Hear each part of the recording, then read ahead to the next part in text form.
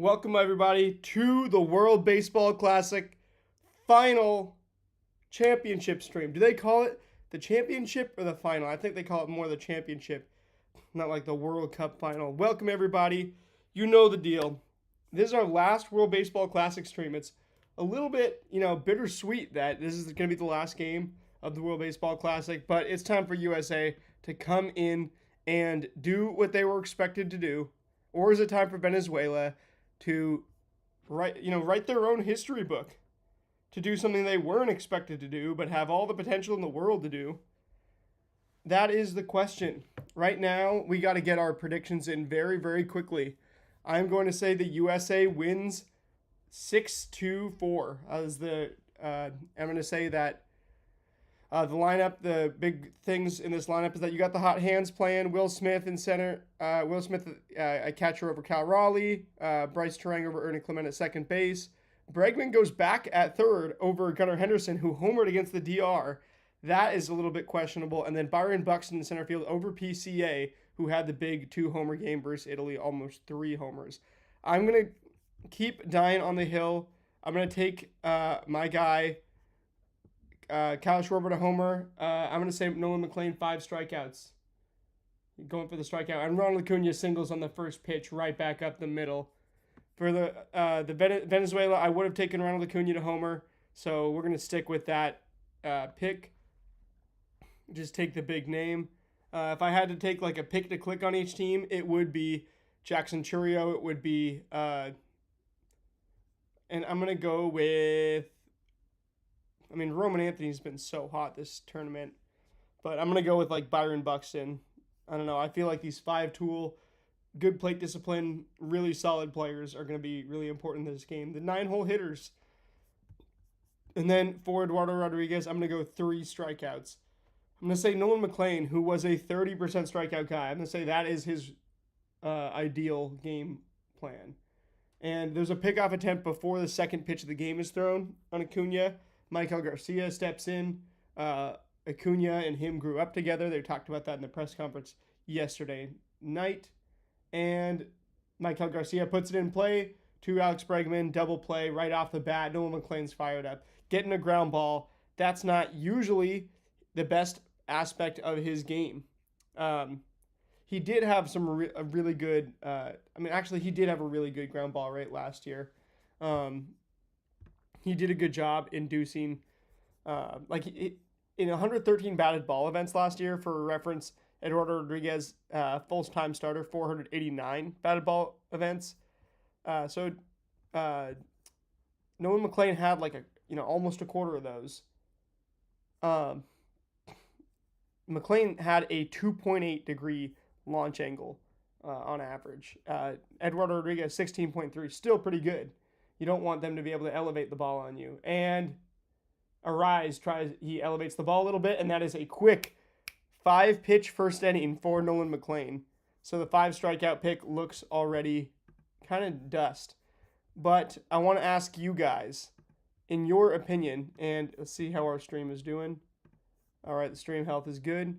What I want to know from you guys, who do you have to homer on each team? Who is your pick to click on each team? A hitter who's going to be a spark plug for the lineup? How many strikeouts for each pitcher? And what is your final score? USA 6-4. I'm going to put my predictions in the chat right now.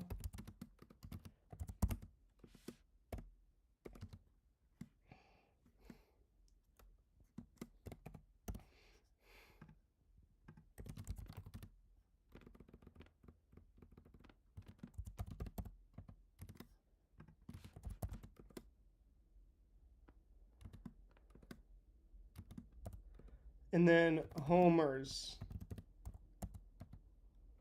We're going to go Schwarber and Acuna.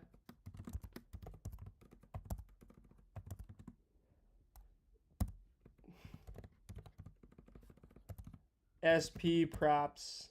I'm going to go. And I'm going to show this US pitching chart that I kind of game planned. McLean, we're going to say, we said 5 Ks.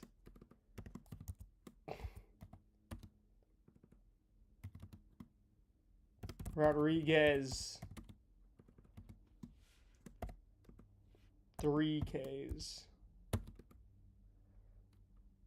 And those are going to be our official spark plugs, lineup spark plugs. I'm going Choyo and Buxton. That's a player, that's going to get some walks. That's going to get on base, kind of just make things happen. Not to hit a homer, but to do everything else.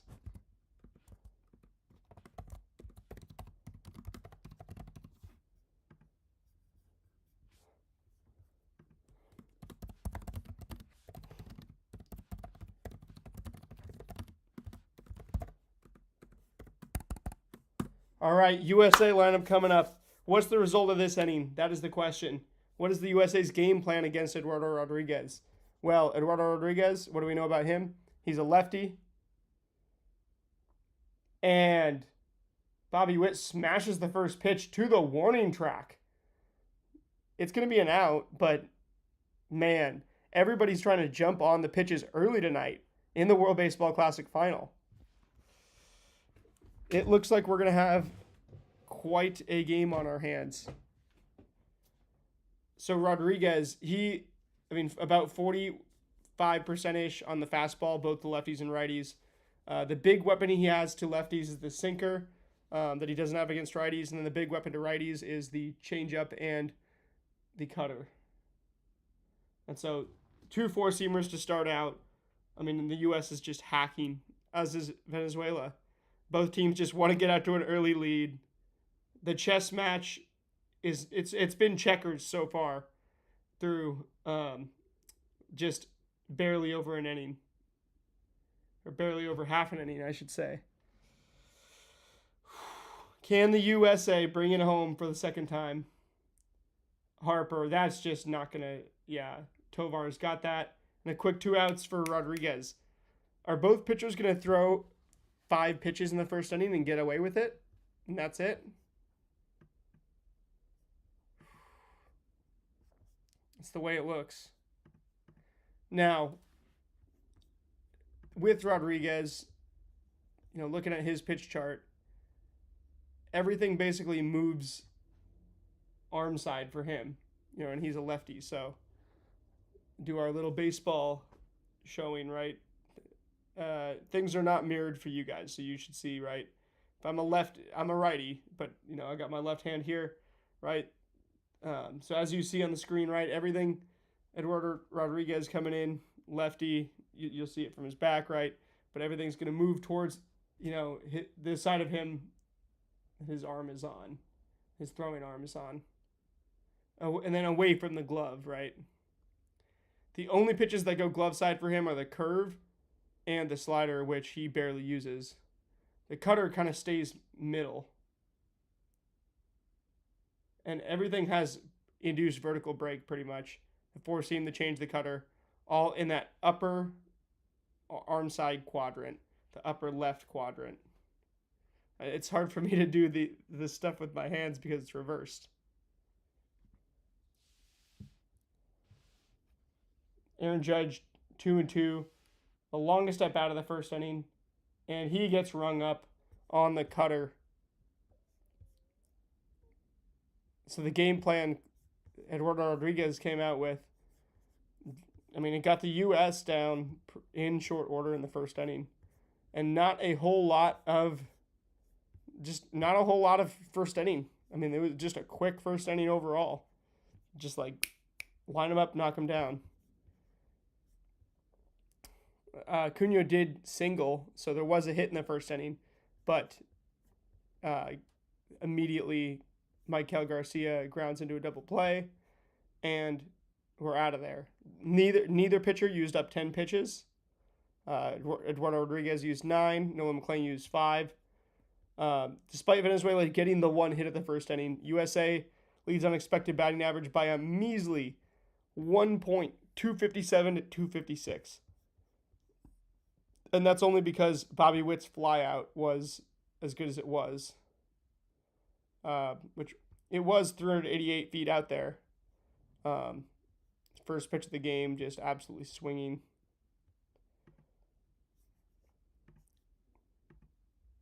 Now, there's not too much to glean from the first inning. You don't want to get too, look too much at any of this stuff. Baseball Savant gives USA a 51% odds to win. I think that's about what I would say too. This is a complete coin flip. If if I had to choose one, absolutely forced to choose one of these two teams, it would be USA. But it is not. It is by the slimmest margin possible that I would say I predict that. And we're in the top of the second.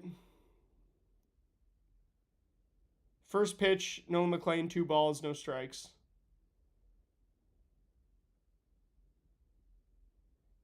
And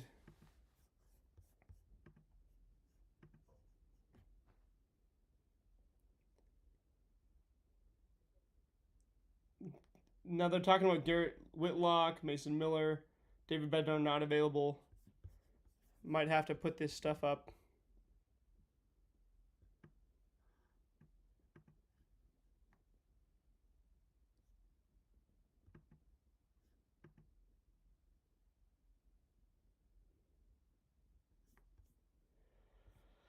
Gino Suarez, Eugenio Suarez, man, when he gets hot, when he makes contact, like it's going a long ways. We know this. If you follow this channel, you know I am a big Eugenio Suarez supporter. I am not the biggest believer in his skill set in terms of does it perform when you need it to, and is it the most modern approach to baseball? But it does not matter when you connect with it, especially not in one game. Anything can happen. Nolan McLean attacking the zone versus him, getting him to foul some pitches off.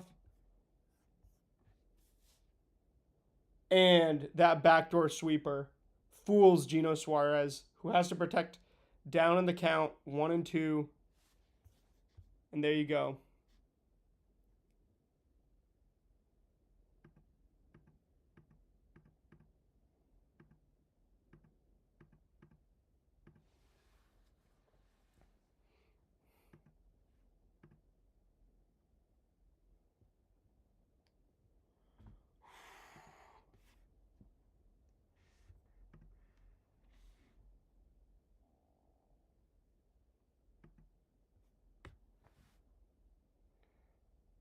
Now he throws a 4-seam up in the zone that you must know that Glaber's not going to swing at that. Then you throw a sweeper in the zone, 0-2. Glaber's got to protect. And you dot the bottom of the zone. Nolan McLean coming out for blood in the second inning. The curveball, 3-pitch strikeout of Gleyber Torres. And now Nolan McLean has only used, 11, 12 pitches? 12 pitches? Facing Ezequiel Tovar. Gets him to foul off a sweeper that's below the zone. I mean, he just keeps getting ahead in the count.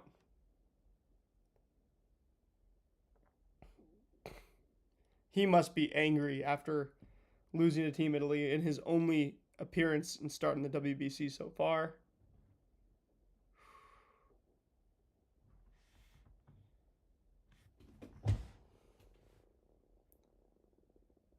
And Tovar gets a base hit.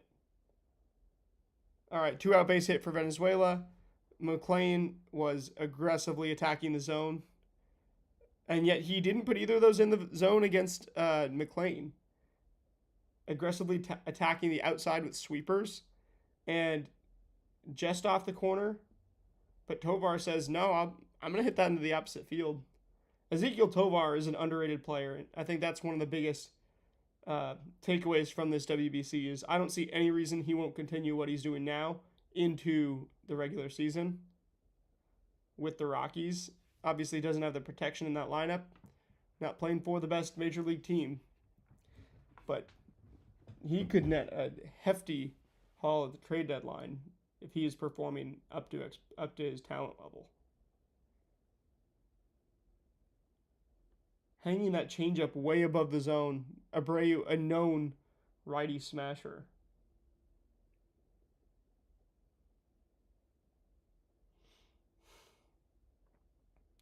and a pickoff attempt. A lot more pickoff attempts by McLean than any pitcher in the WBC so far, I would say.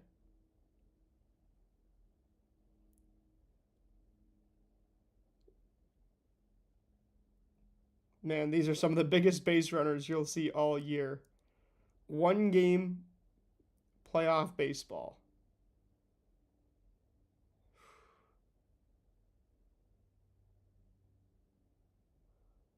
Nolan McLean, the biggest game of his life by far.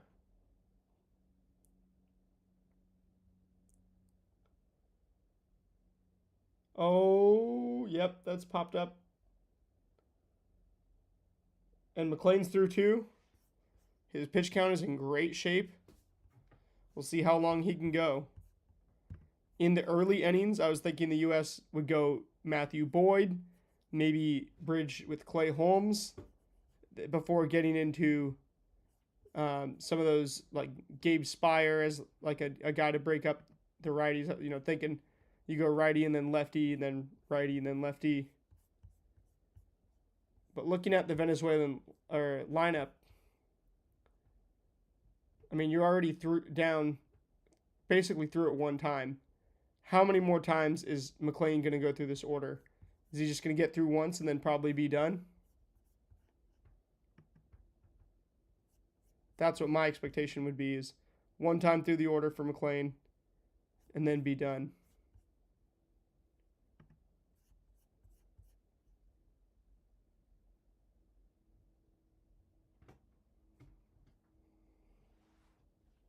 He looks good, though. So if you were going to let him go two times through, he's doing everything to allow you to make that decision and make it easy. Make you feel good about it.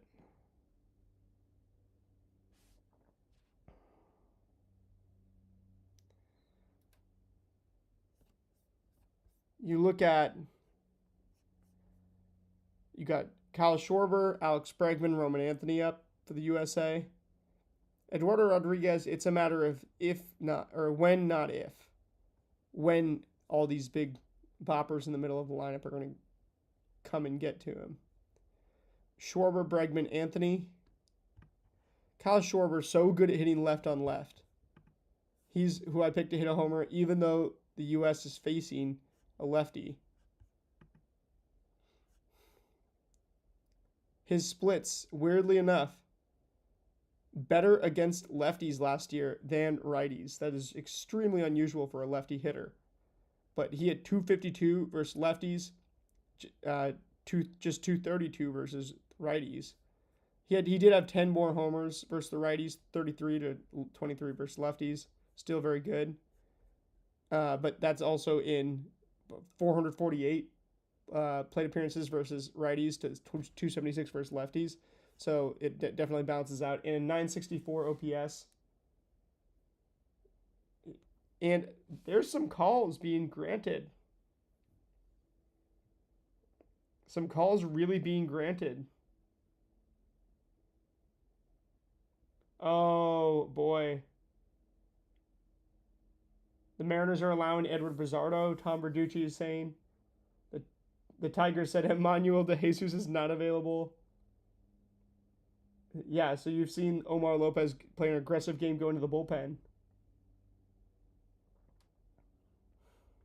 Daniel Palencia is only available in a save situation, they say. So Palencia should come out for the ninth. Schwarber ahead in the count, 2-1. Should be maybe 3-0.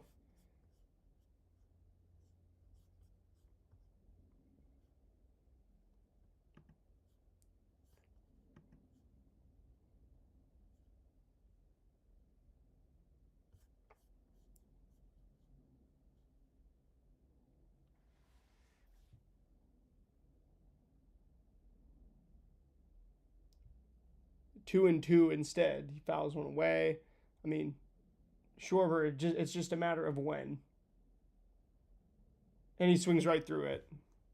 So EK's his first time up.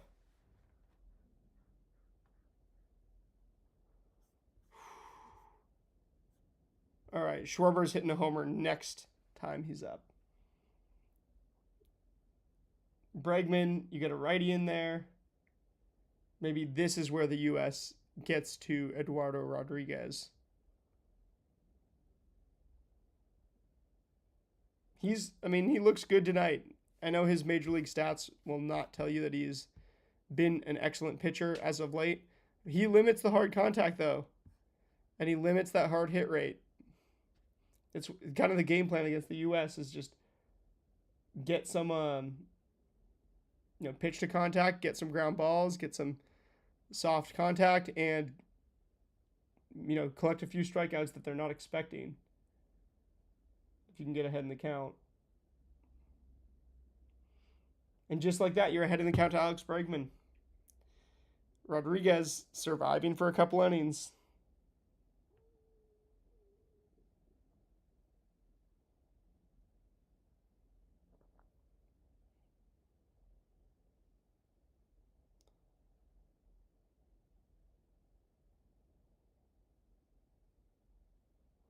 And there's another ground ball out. Rodriguez feeling himself.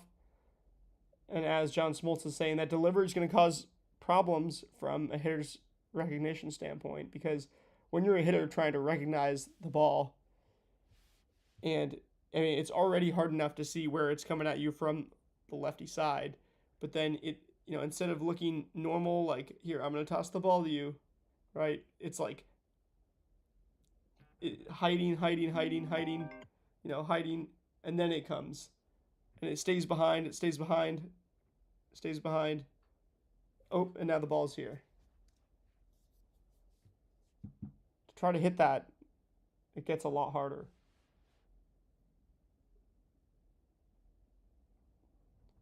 The strategy definitely for Eduardo Rodriguez is, I'm sure this is something that sounds obvious, sounds like something that you would say with every hitter, but it's like, well, it's going to be hard to hit the ball if you can't see where it is.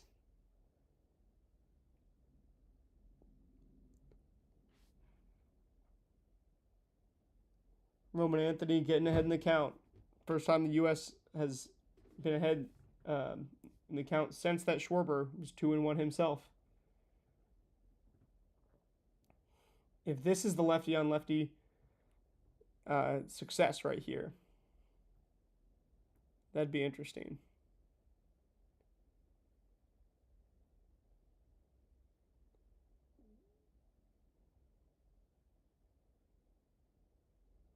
Three and one, a chopper, and 2 innings of clean work for Eduardo Rodriguez. Venezuela needs that because they might not have the entire bullpen available. Bizardo is available, they said. Jose Budo, Jose Alvarez. We assume that, Christian Suarez and Carlos Guzman would be. Ricardo Sanchez went last night. So did Luendo Avila. So did, obviously, Cato Montero started. Ranger Suarez won't be available. Emmanuel De Jesus will not. Jonathan Diaz should be. Anthony Molina should be. Antonio Senzatella should be. He could be the piggyback. Honestly, that's what I might do. I might piggyback Antonio Senzatella because you switch up the handedness, so you ruin whatever platoons the U.S. had in the lineup, and then he's also got the ability to go pretty long. You want to bridge it to Edward Bizardo and then Daniel Palencia in the bottom of the ninth, or the top of the ninth, if Venezuela's in that save situation for the WBC.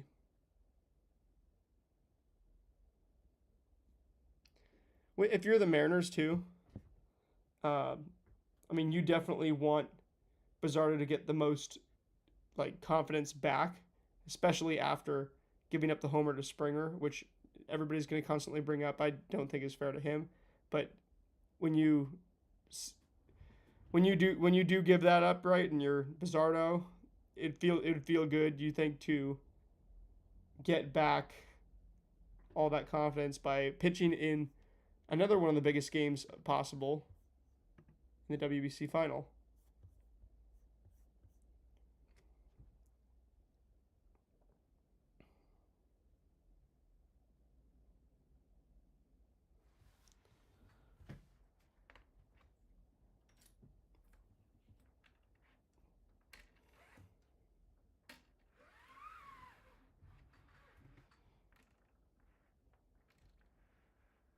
Go ahead and close my blinds.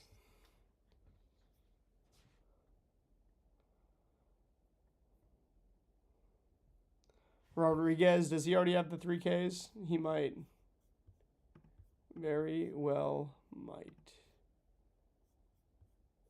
He has 2.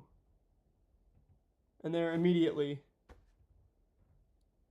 Sal Perez, the captain, on base for Venezuela. Oh boy. Singles to right field. Sal Perez, future Hall of Famer, he hits. That's the one thing that you can guarantee. Definitely doesn't have the athleticism of a whole lot of other players in the big leagues at his age anymore. And then you go to the opposite end of the age spectrum with Jackson Chourio. And Venezuela is playing the hot bats, the ones that have performed better in this tournament. Let William Contreras sit. Chourio getting squeezed a little bit here. Second strike, I'm not sure about that one. It was close, but it was off the plate.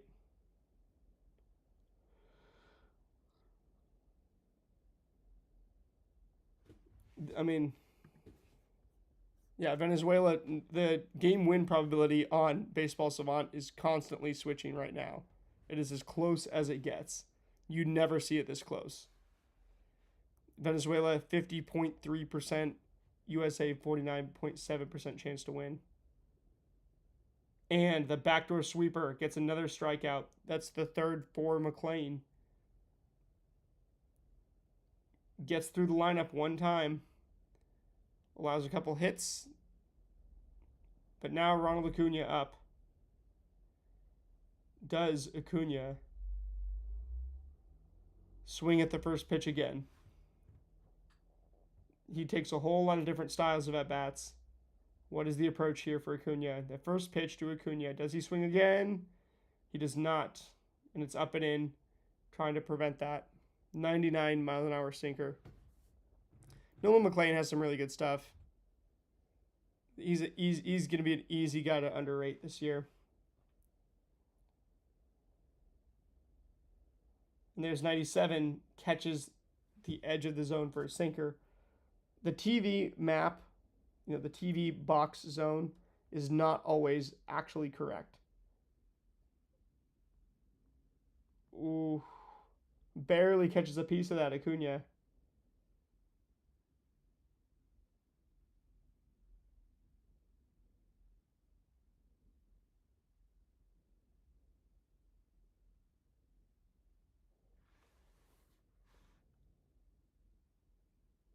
One and two to Acuna. Down in the dirt, 2-2, even up the count.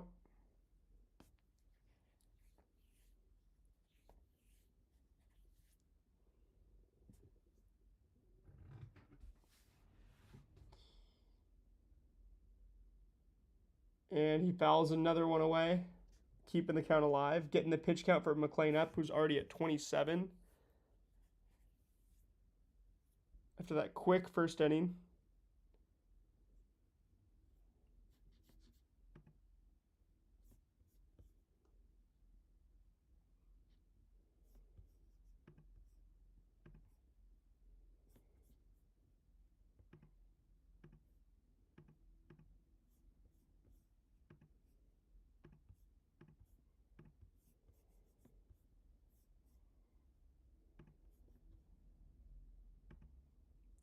And full count and a walk. So Acuna,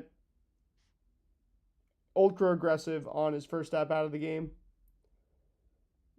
Hits a single on the first pitch. His second at bat, he works the count, takes a walk after going down 1-2.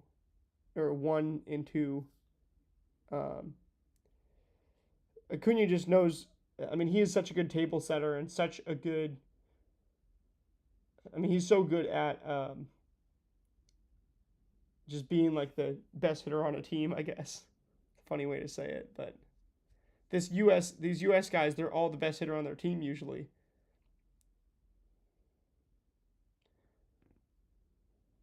So it's tough for them to kind of play the other roles, if that makes sense. Michael Garcia, now you've got runners on first and second. Venezuela could open up a gap. They could take the lead.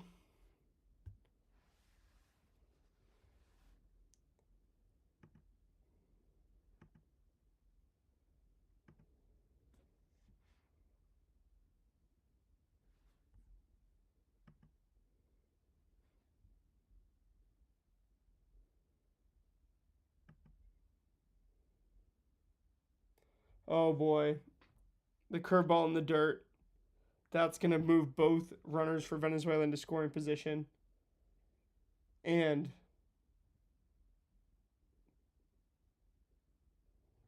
it's now 2-2 to Garcia.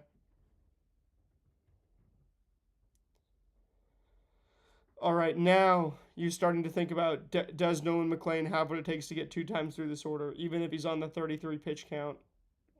Low enough. Oh boy. Venezuela's going to score. No, they're. Yeah, they are. Salvador Perez will score on the sacrifice fly. Acuna will make it to third as they tag up. Michael Garcia putting the ball in the outfield, being unselfish, hit to the gap well. Could have been could have been more than just a sacrifice fly. But it hangs up there for Byron Buxton to get under it. I mean, that's just unselfish for Michael Garcia. And Venezuela is playing the team game. I mean, as they've done the whole tournament. Oh, also, after Team Italy lost last night, that was the last team to lose. There will not be an undefeated team in this World Baseball Classic. Venezuela lost to the DR. USA lost to Italy. So everybody knows how to play from behind.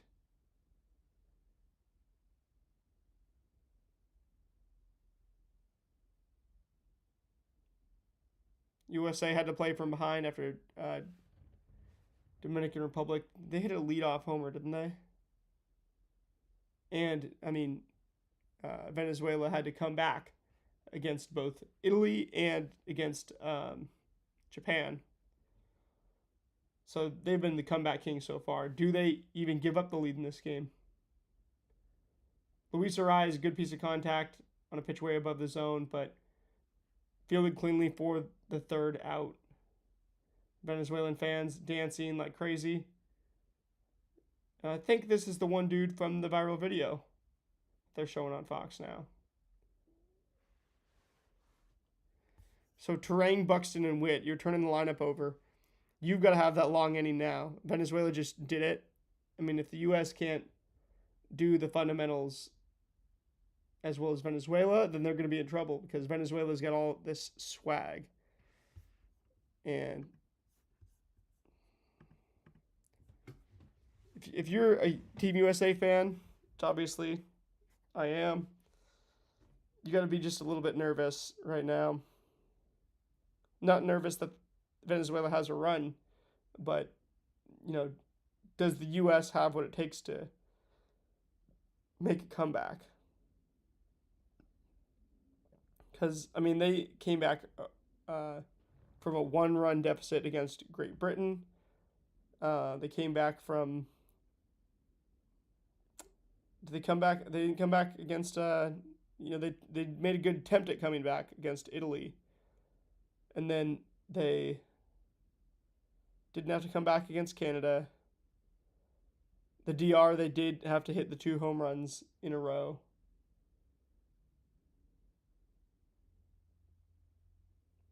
Will the 2026 USA team have this comeback in them? I mean, it's a 1-run comeback. It's not exactly a ton.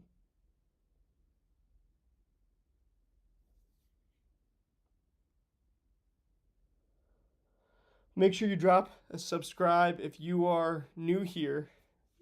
We talk MLB every single day. Going to be getting into some more researched, more prepared content as we had this offseason. The Cole Young breakdown, the Ben Williamson breakdown. Those were some of the best performing videos of the offseason on the channel. And have some more stuff like that coming very soon before the season. And the podcast, we have all the best names in Mariners YouTube on here. Got a new episode coming on Thursday that you will not want to miss.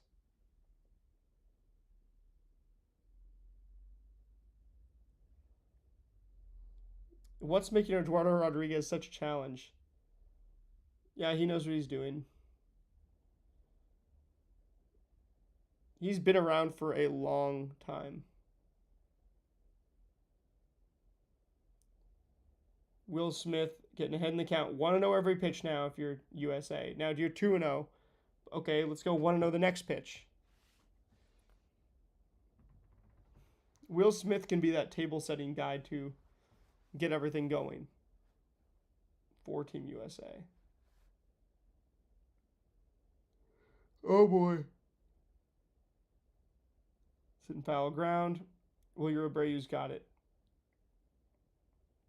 Just in foul ground. What up, Razor boy?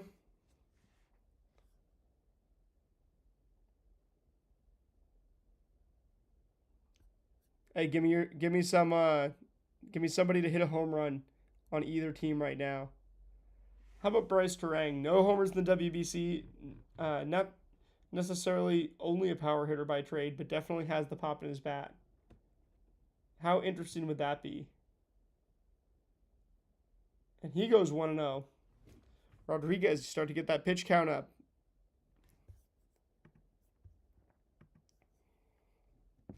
As you get to the bottom of the order. And that's a single. USA is on the board with a hit. And so a 1-out base knock for Bryce Terang. That's going to be absolutely key to have the U.S. Get into this game and have a rally. Gosh, I'm finding it hard to speak because this game is so big. Part of me doesn't even want to say anything and cheapen it. It's just like, you guys know the deal. U.S. got to win. 1-0 every pitch. Stay stoic. All glory to God. Buxton gets one in there. Taking a strike. Okay. Now, still not going to expand the zone. You know this guy's going to throw you a couple balls. But if he throws you something in the middle, you might just have to take the lead here. Yep. Not going to expand to that.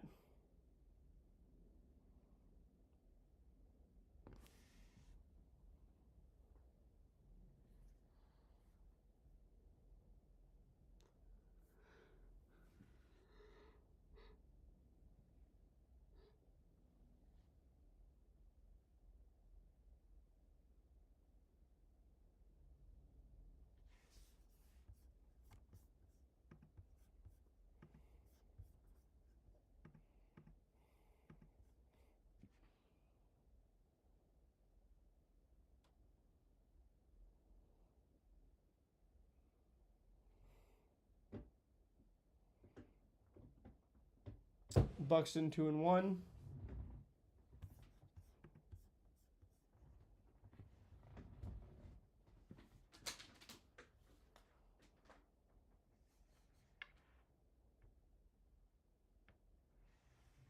And swinging through Rodriguez's stuff again.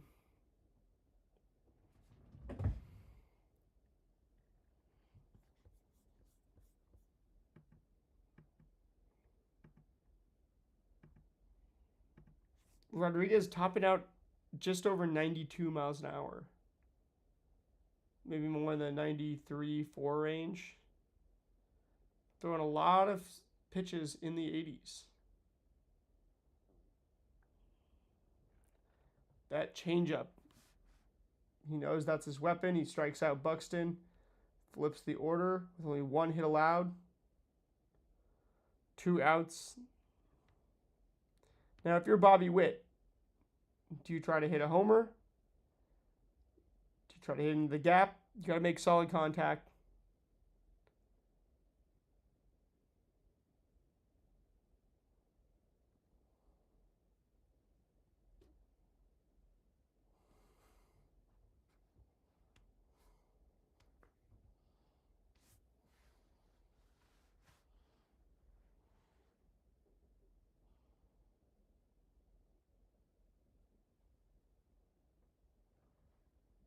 And Bobby Witt flies out near the warning track again.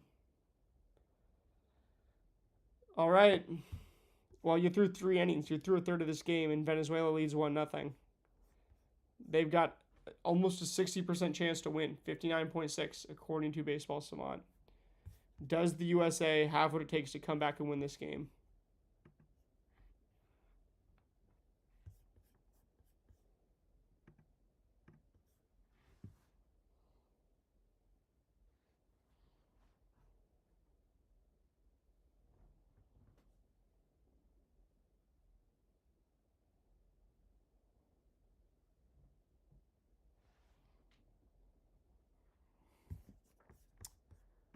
Honestly, I might go ahead and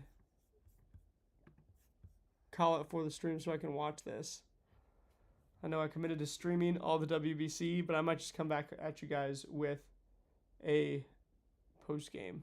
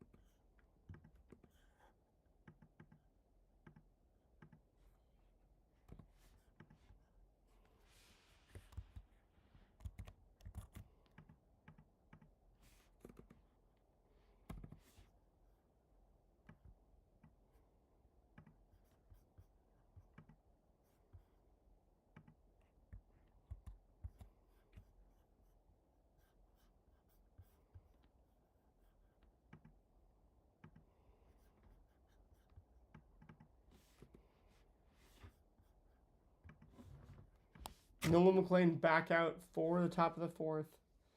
Having a little bit of trouble second time through the order.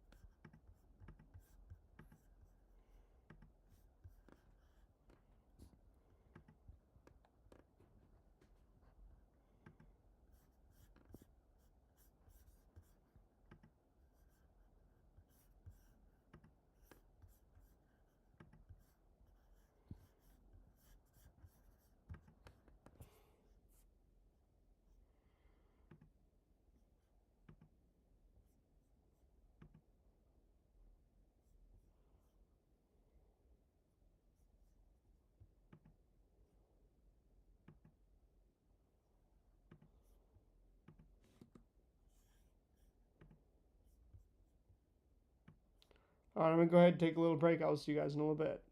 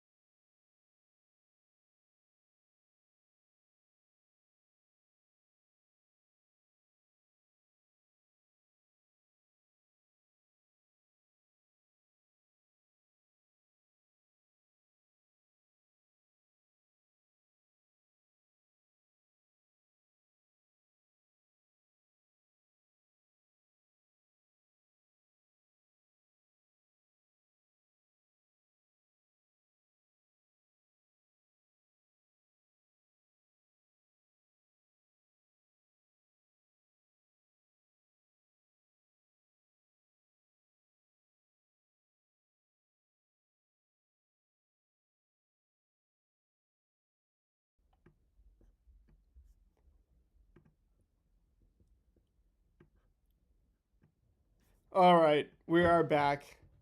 Yeah, William Abreu just homered again. And the U.S. is going to have to come back. They're getting shut out by Venezuela right now. I got to close this thing out strong. Cannot. I would regret it if I didn't close this thing out strong. So we're going to be streaming the rest of the World Baseball Classic. We're making it happen.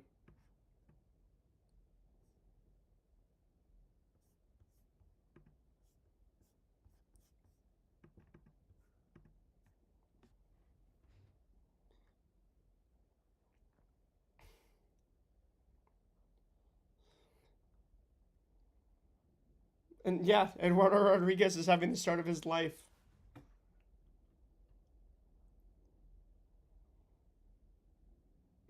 Why is the Team USA lineup so cold?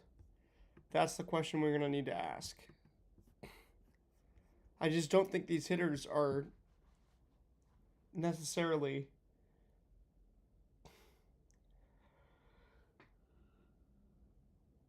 Oh my gosh, Edward Bizardo is warming up. Edward Bizardo is going to go several innings to get this thing to Palencia.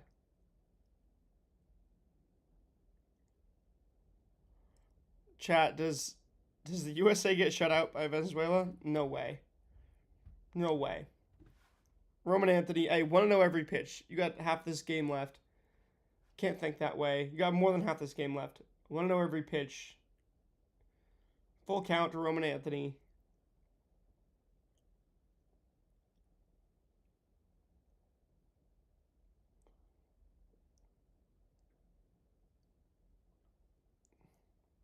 Venezuela's hanging out over the rail.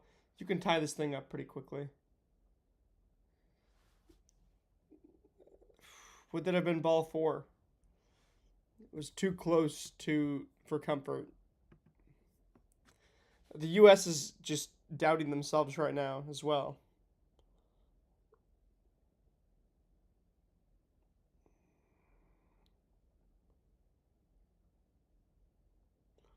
And now you go to Edward Bizardo.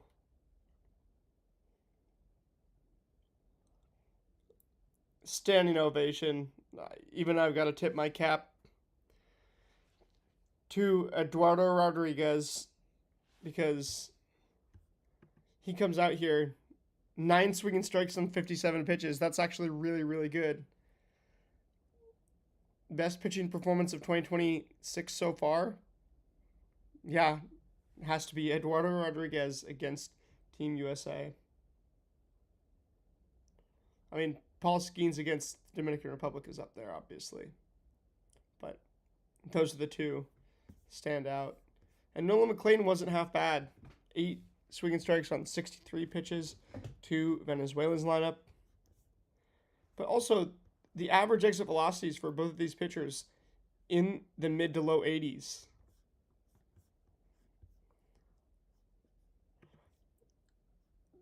USA 196 expected batting average. They don't deserve to win this game right now. They don't deserve to win this tournament. They need to come back in a big way. You need a hero for your Team USA to step up. You need a little bit of emotion.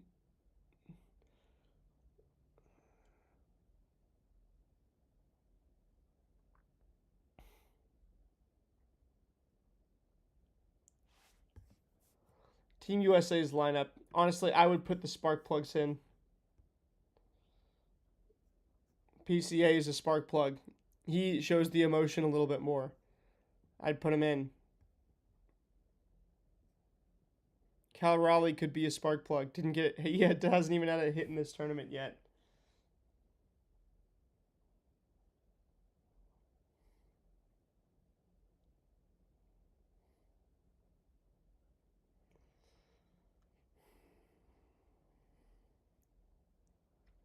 Yeah, basically no mistakes from Eduardo Rodriguez. All you can do is tip your cap. All right, Bizardo time. Let's go Mariners, but Team USA needs it right now. Want to know every pitch, Team USA. against Eduard Bizardo.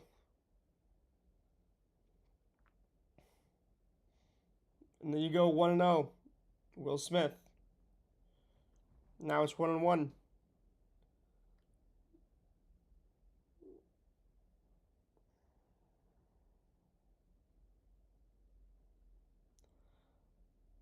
Middle.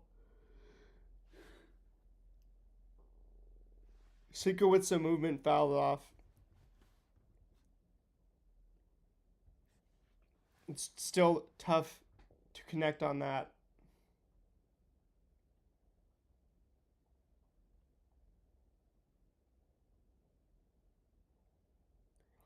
2-2. Will Smith has been better than Cal Raleigh in this tournament. What can I say? Cal Raleigh didn't get hot over the course of 4 games or whatever that he's played in this tournament. Is what it is.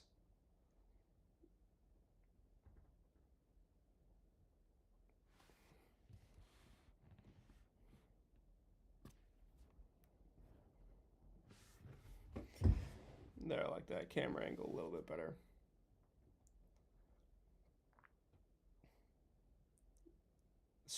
Strike looking. Strikeout looking.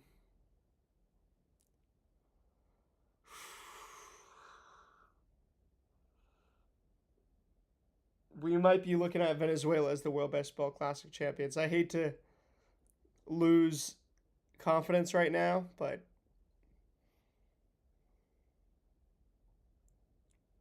yeah, honestly, well said, Joe Davis. Right now, this looks a lot less like a dream team and a lot more like a team at the end of a long road trip in August. They don't have the momentum. They don't have the energy. They feel like they have to win, not like they want to win. And I hate to get into it and say these guys, of course these guys want to win. I have massive respect for Team USA. This doesn't change that.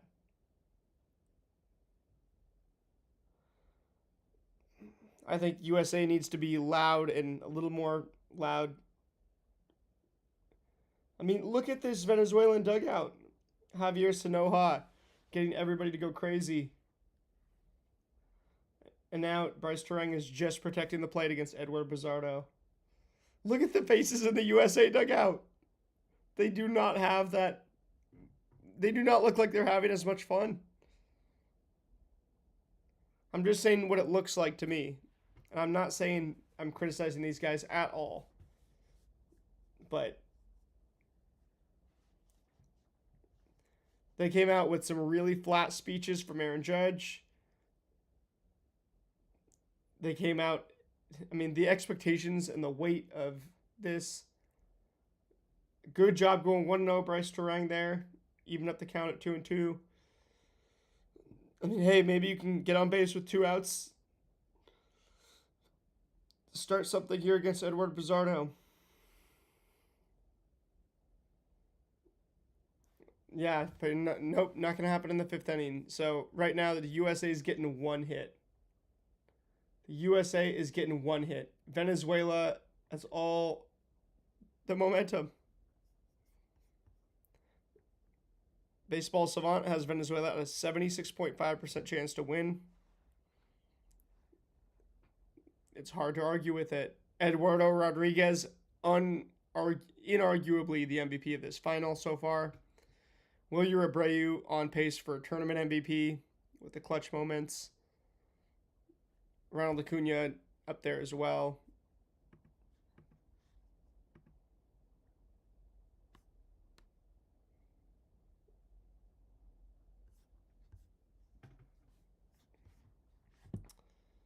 I mean, let me know in the chat. What do you think? Do you think that the USA is any chance of winning right now? They need a spark, and they need a spark quickly. Get the guys in off the bench that are like itching to get in there. PCA, Gunnar Henderson.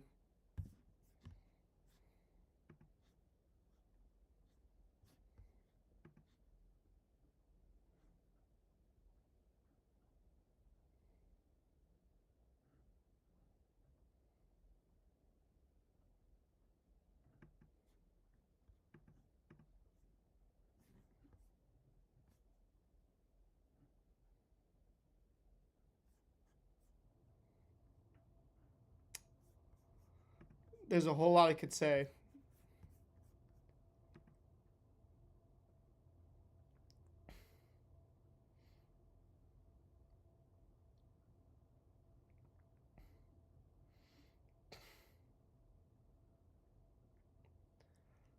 The World Cup team, man, they better have more momentum and energy than this.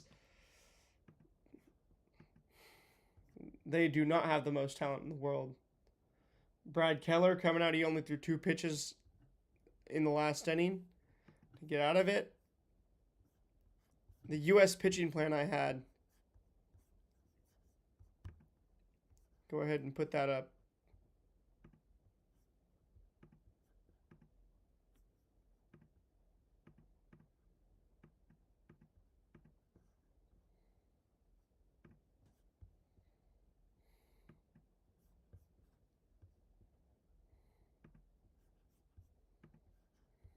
Oh,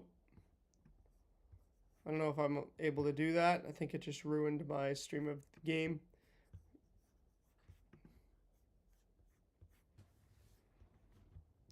All right, I'll go over this quickly though.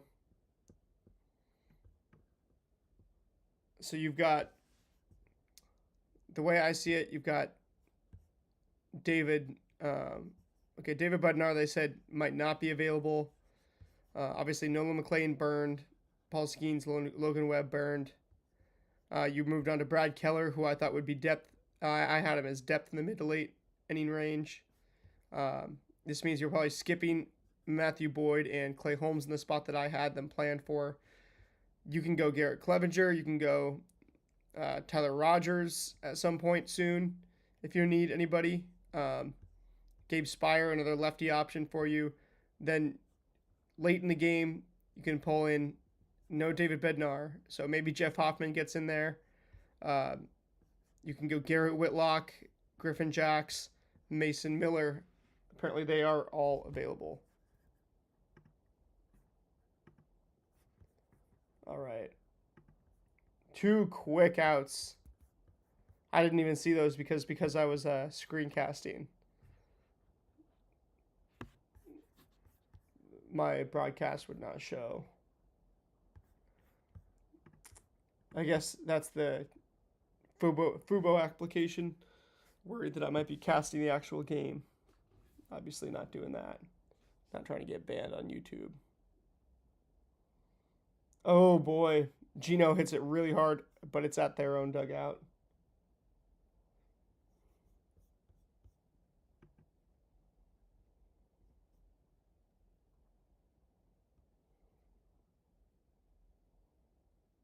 Ooh.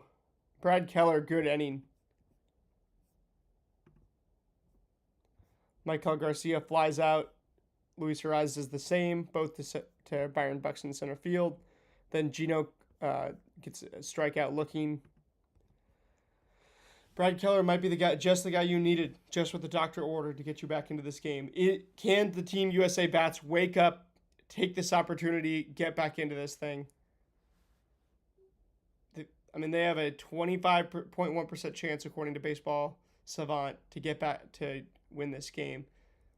If you can get some base hits together, if you can string something together, stop getting 1 hit through 5 innings. You saw Venezuela all come to life basically in the 7th inning last night? USA is going to do the same thing. Come to life in the second half of this game. Or Venezuela's winning the World Baseball Classic.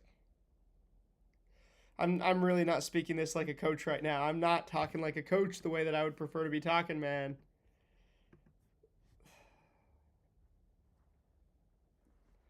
If you're coaching, okay, let me try to put my coach's face on. All right. 1-0. 1-0, 1-0, 1-0.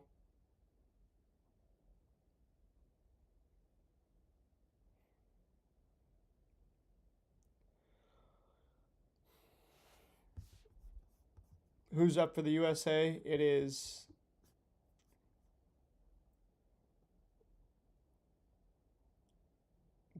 Buxton, Witt, Harper. Man, Buxton, Witt, Harper. You've got Byron Buxton, Bobby Witt, and Bryce Harper coming up. Let's see. Is Bizzardo coming back out.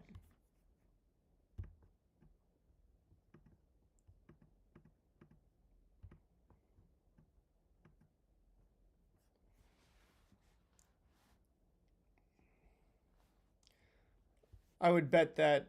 Oh, Edward Bizzardo's night is done. Jose Budo comes in. And PCA is coming in. I love it. I said Byron Buxton would be the spark plug because I'm looking up and down.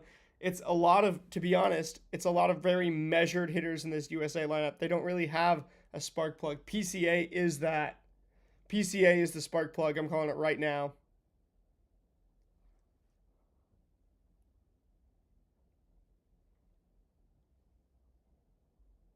Offense last 2 games, 8 for 49, 20 strikeouts, 2 runs. Jeez.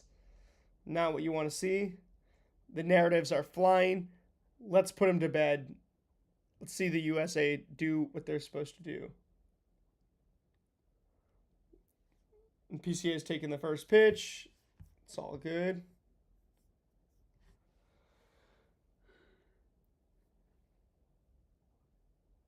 Might have been his pitch to hit, to be honest. I do agree with this decision to pinch hit PCA. I think that's the right decision.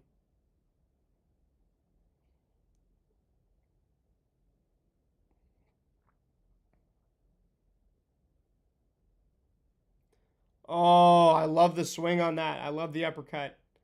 Did not catch it correctly. Goes into the opposite field. Needed to really crush that one. And then Bobby Witt's up. All right, 1-0 time, Bobby Witt.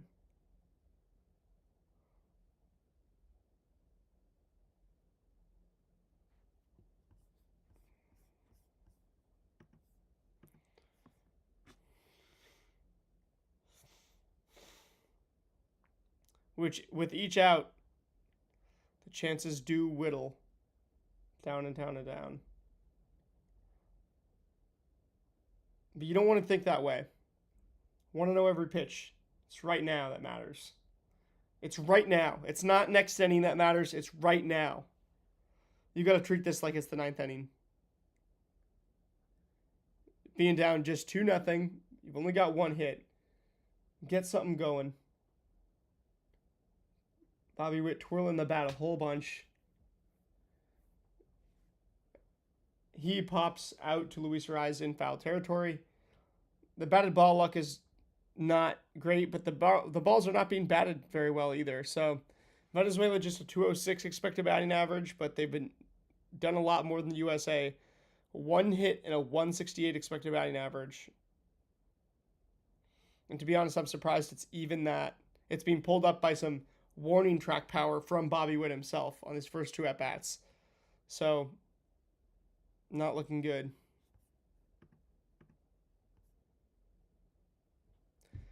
The USA now a 20% chance to win. Venezuela 80% chance to win the WBC final right now.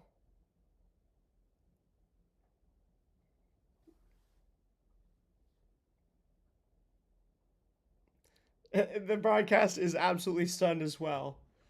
Got to think differently. You do not like seeing this face from DeRosa.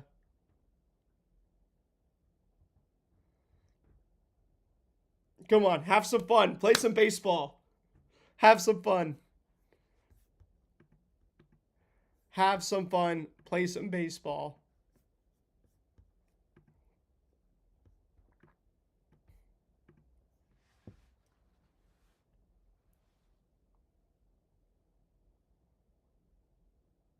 Scooble's there with him. They're with him just to watch. Cal's there. Skeens is there. And they're just onlookers, just like the rest of us. Is Cal Raleigh not? Cal Raleigh should just come in and hit in this game. You need a spark plug. Cal Raleigh can come swing at a pitch and give you a good chance to put it out of the yard. Bryce Harper, the saving grace, pulls it down the line.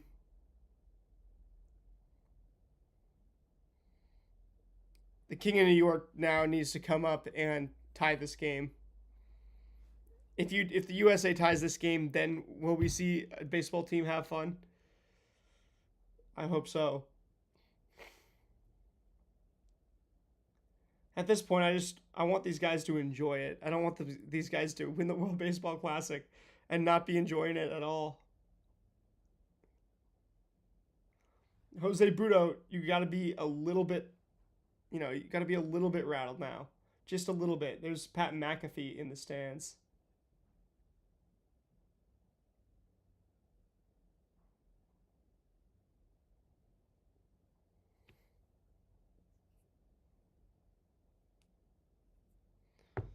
Judge takes ball two. That he does.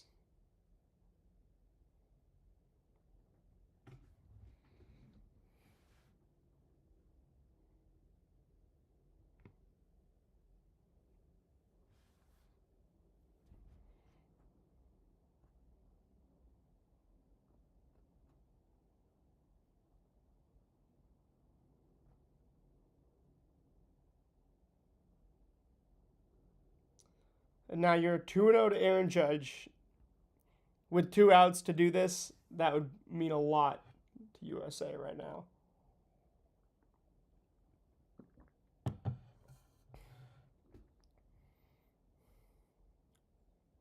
Keep the line moving, honestly. He's not... Okay, he's throwing you a strike. You take one. Take one. It's going to be a breaking ball, too.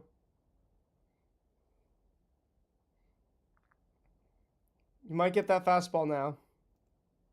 You might get that fastball.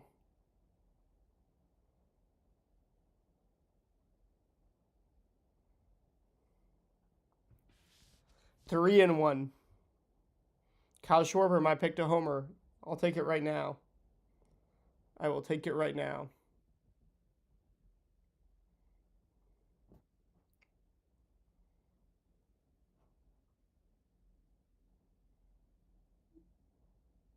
Full count. Strike two right down the middle.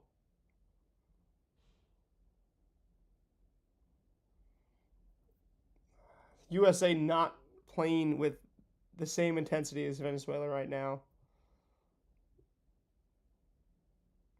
It's just a different type of intensity. And I'm not sure that the USA's won.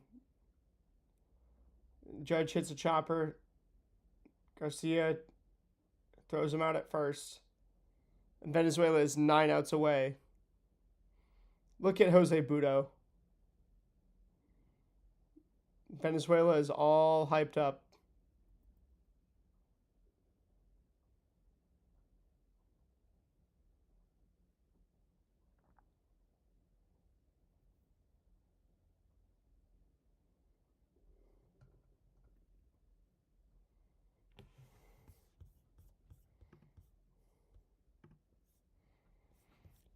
Siri, play Time by Hans Zimmer, because it's time.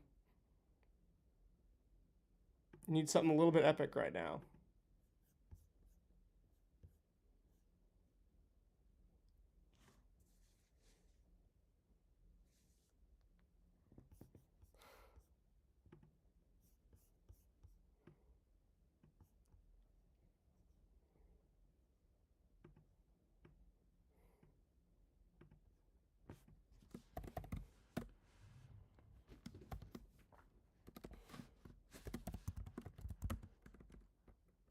Team USA needs some juice.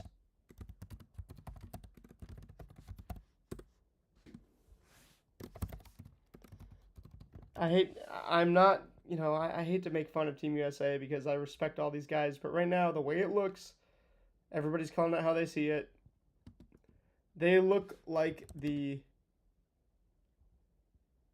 that team in Little League that their parents, force them to practice baseball all the time, and they're really good, but they're not having fun.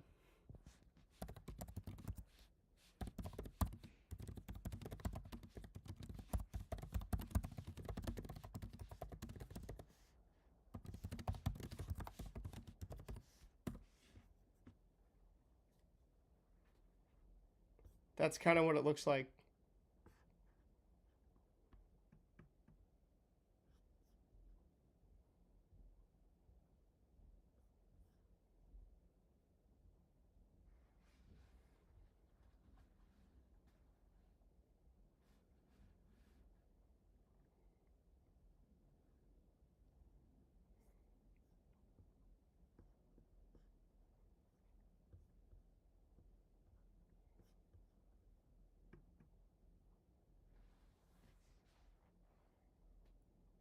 PCA in center field. Will Vest now pitching for Team USA.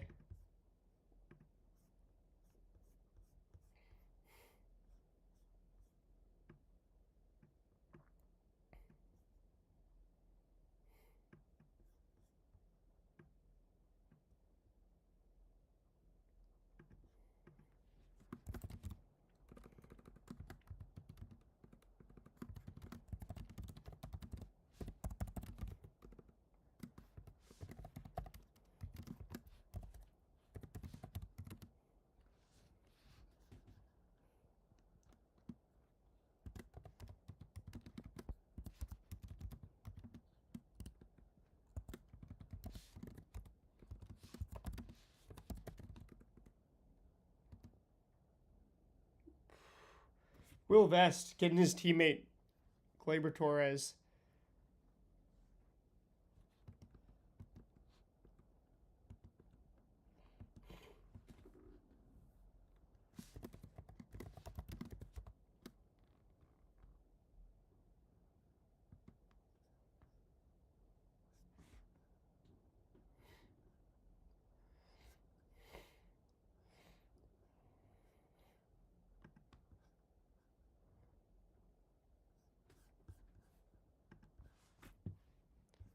All right. What's the score of this game going to be? What's the final score of this game going to be?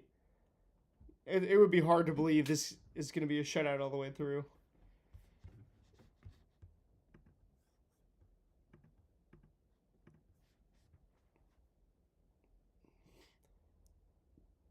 Ezekiel Tovar had an excellent tournament so far. And he singles off of Will Vest. Everybody's stunned right now. Everybody is just stunned. You've got to get you've got to get a little bit of confidence for the USA. Gotta remember, we're the favorites in this tournament for a reason. We can have fun playing baseball. It is not illegal. You are allowed to have fun playing baseball. I think Bryce Harper has fun playing baseball. I think Bobby Witt is doing all right, despite being over 3. He's been close to some homers and some base knocks. Also, the USA has walked just once tonight. So has Venezuela. But you've had 3 total base runners. Miguel Rojas would have been with this team. I mean, that is Venezuela's style, is Miguel Rojas. Even, I know Jose Altuve is hated, but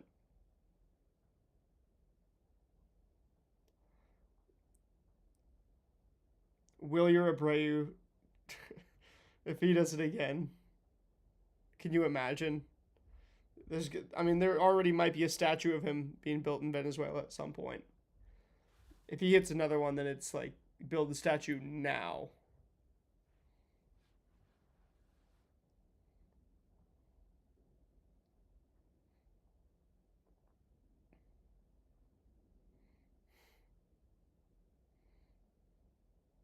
Look at the way that he's just battling Will Vest.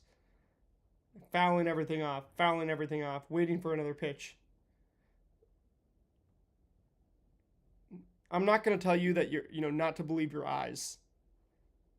But you can fan how you want to fan, and you can believe your eyes when your eyes tell you.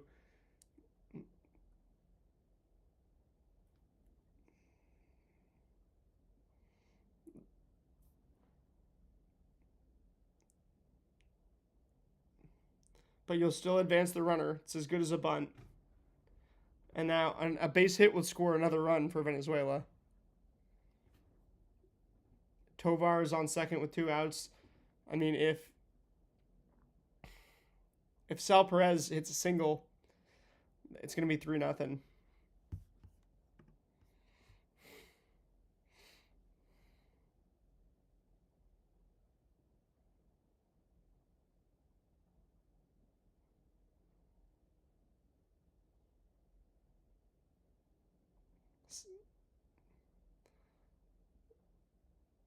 Oh my goodness. 3-0. Oh no, it's foul. Okay. Good call by Tom Verducci. Mentioning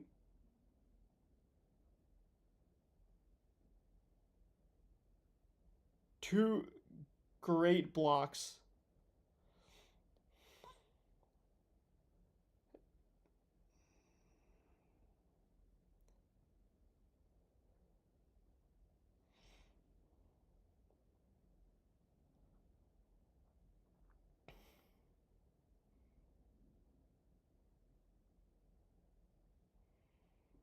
I feel like I'm silent this game. I am stunned. I'm listening to a couple. I mean, good call by Tom Verducci there, mentioning what Sal Perez did to calm down Jose Budo, tell him to trust his stuff after he misses bad Aaron Judge. Oh my goodness. Judge catches it. Look at Will Vest. He, trots off the mound a little bit, does a little shuffle. And then he looks around and he doesn't say anything. Nobody's saying anything on Team USA. I would like to see some vocal leadership. Vocal leadership on Team USA would go a long way right now. There has not been much of it. They feel like they have to go win. Venezuela wants to go win. Even if they don't, the fight that they've put up, they're playing with house money. They got everything to gain and nothing to lose. It feels like Team USA has so much to lose right now. And you even look beyond, like, to the next tournaments. It's kind of it's not what you want. It's not what you want Team USA's identity to be in the future in the World Baseball Classic either.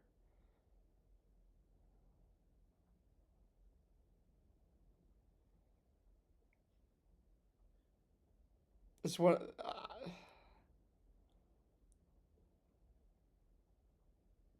man.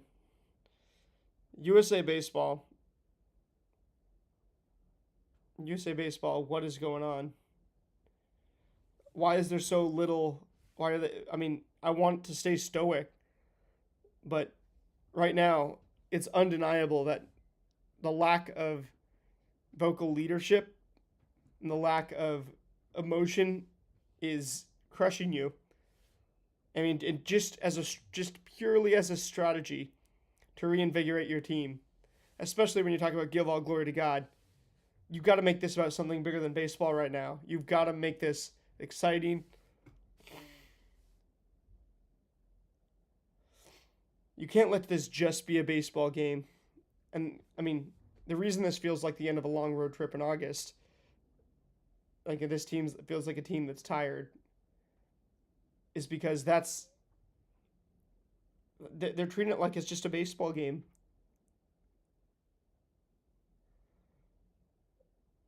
Paul Skeens did, he had some good vocal leadership. Paul Skeens is not going to go pitch. He's holding the baseball, tossing up and down, pacing in the dugout.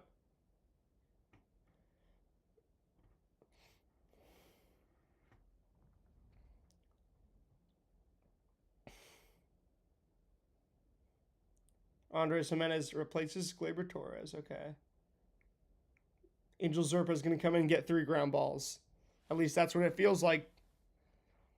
USA needs to make an example out of Angel Zerpa. How dare you try to get ground balls to the middle of this Team USA lineup? Super tough against lefties, though, and against this middle of the lineup now. This is your anti-Schwarber, anti-Roman Anthony device. Omar Lopez is doing a great job game planning against the USA.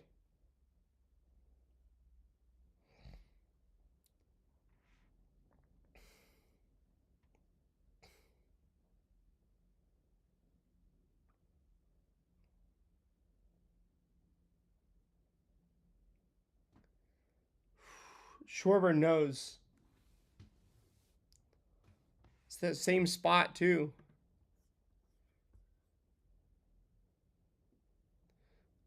Way to take that time out. I like that.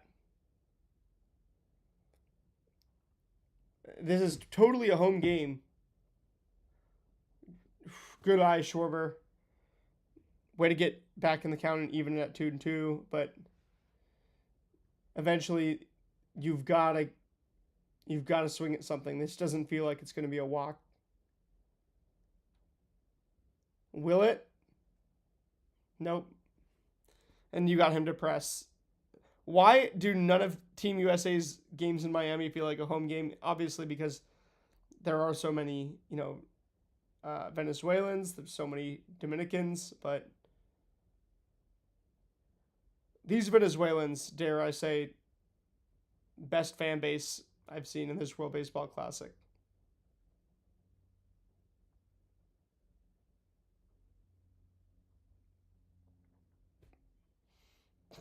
All right, Team USA is they're going to come back. I have to place my belief that Team USA is going to come back in this game, even though it does not feel that way at all.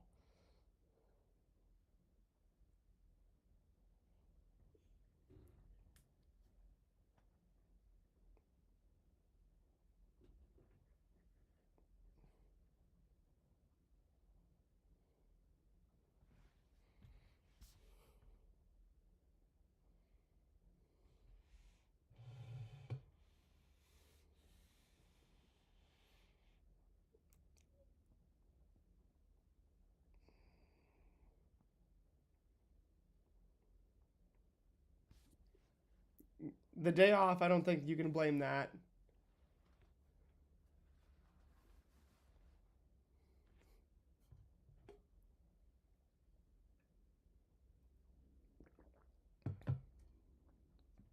I think it's just the energy, the chance to do something that's never been done before. Good, good batted ball on a 3-1 count, but it doesn't matter. Alex Bregman's thrown it at first. Angel Zerpa does what he does best, gets the ground ball. And now, I mean, you're basically bridged everything. You've set it perfectly up for Daniel Palencia to have the save chance in the ninth inning. There's no other way to put it other than this is not the best of the United States offense. There's batted ball luck that you could take into account, but this is more than batted ball luck. There's just not been much. If this is the way the result holds, no matter what the batted ball luck is from here on out, Team USA is going to be a massive disappointment. This is going to be the biggest disappointment in World Baseball Classic history.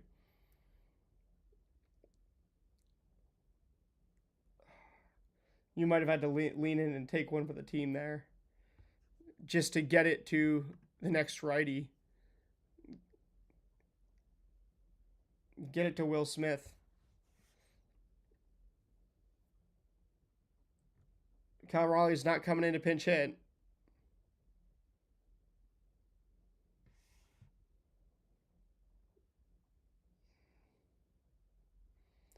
Good take.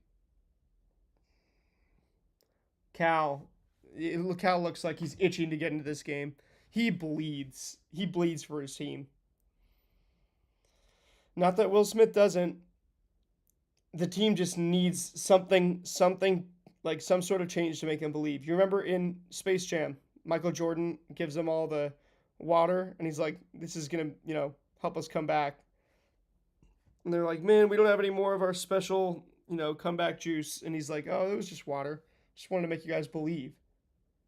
Make you guys stop acting like." And Roman Anthony, way to get back in the count, get a walk, and he's going to the bullpen. Omar Lopez, he knows what he's doing. He also knows that this whole thing can fall apart. It's only a 2-run lead. It's not a 3-run lead. That ball that was just foul last inning, we might go back to that because now you got the tying run coming up. Will Smith is coming up, not Cal Raleigh. That is correct, I bet. Imagine if Cal Raleigh came in here and hit a bomb. Not going to happen, but Andres Machado is coming in.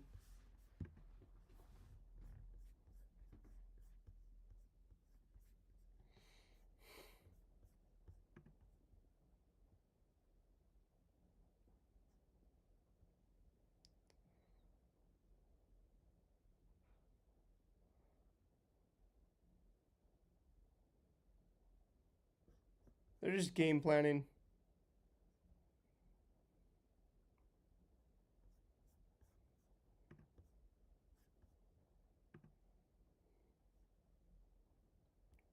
Yeah, Roman Anthony, good at bat there to get back in the count after a first pitch strike. And I don't blame you guys for not wanting to join the stream tonight. I mean, the World Baseball Classic final is falling flat for the USA.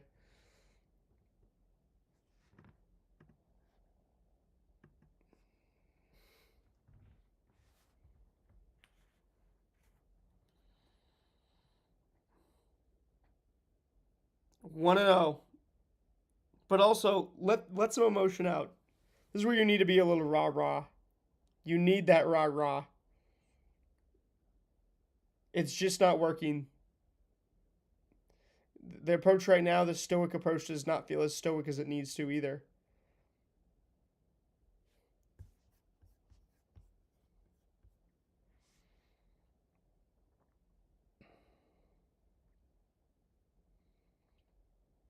This guy's been excellent. Andres Machado. Will Smith is up. Just go into the matchups. Jeez, you swing at that? Come on.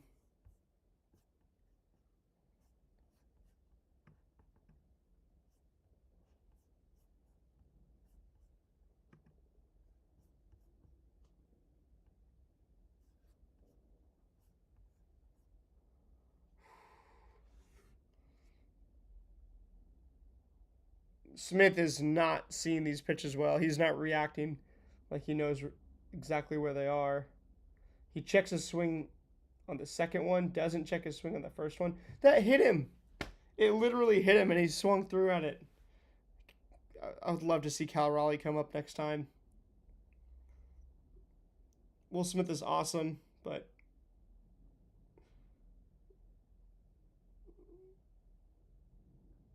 popped up.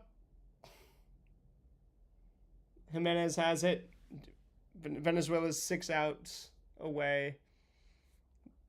Only a 2-run lead. They could add to it here. Jackson Chourio, Ronald Acuna Jr., Michael Garcia. They could add to that lead.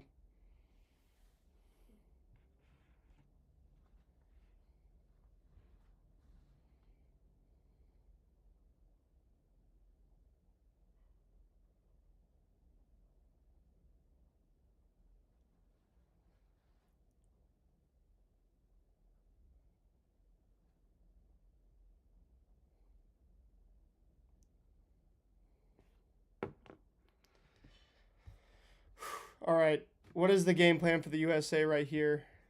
Griffin Jacks is in. Good. Go to Griffin Jacks. Then you get Whitlock and you get Mason Miller.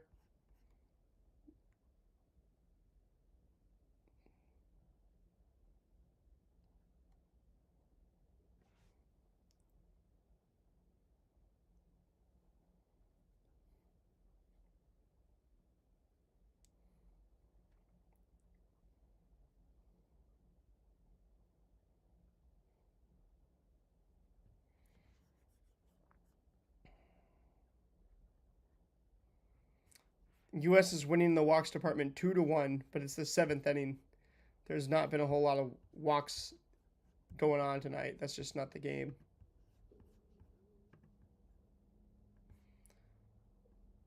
USA needs, they need Griffin Jacks to go out there, fire an inning that inspires some confidence. And this is something you hate to ask your pitcher. When would you hear me say, oh yeah, the pitcher needs to basically go on offense? But if these hitters next come up, it's starting to sound a lot less formidable. Having Bryce Terang, Pete Crow Armstrong, and Bobby Witt come up, those 3 guys are all spark plugs for their MLB teams. It's starting to sound a lot less formidable. Just the rock of momentum, just slowing down everything for the USA. Well, Venezuela dances in the dugout like crazy. Everybody around, making it look like it's the clubs in Miami.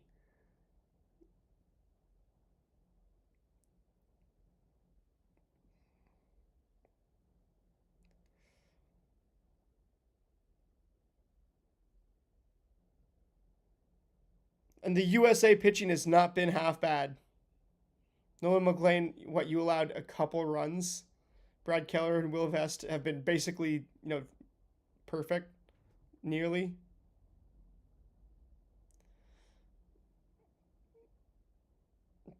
It completely feels like an away game where uh, where you need to win and you are completely flat.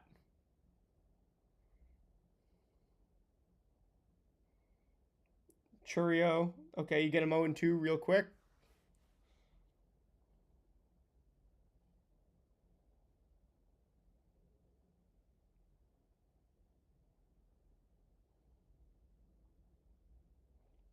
Churio swings through everything. 3 strikes right away. Griffin Jacks putting in the work.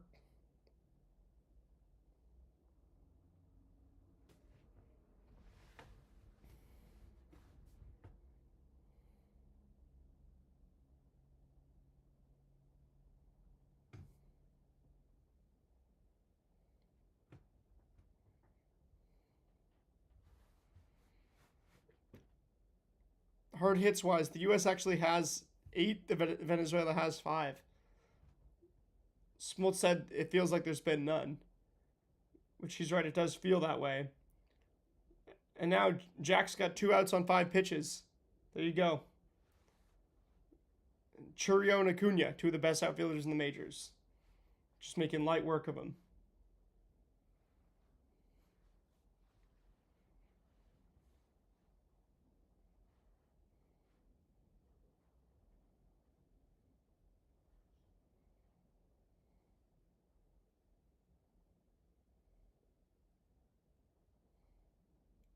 This tiny fishing village that has produced tons of pro ball players.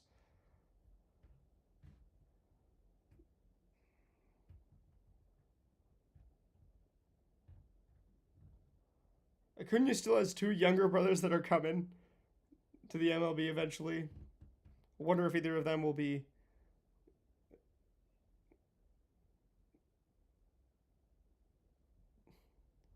All right, Michael Garcia 1-0 against him. Get him to pop up. Will Smith will have it. All right. All right, USA, it's now or never. USA Baseball.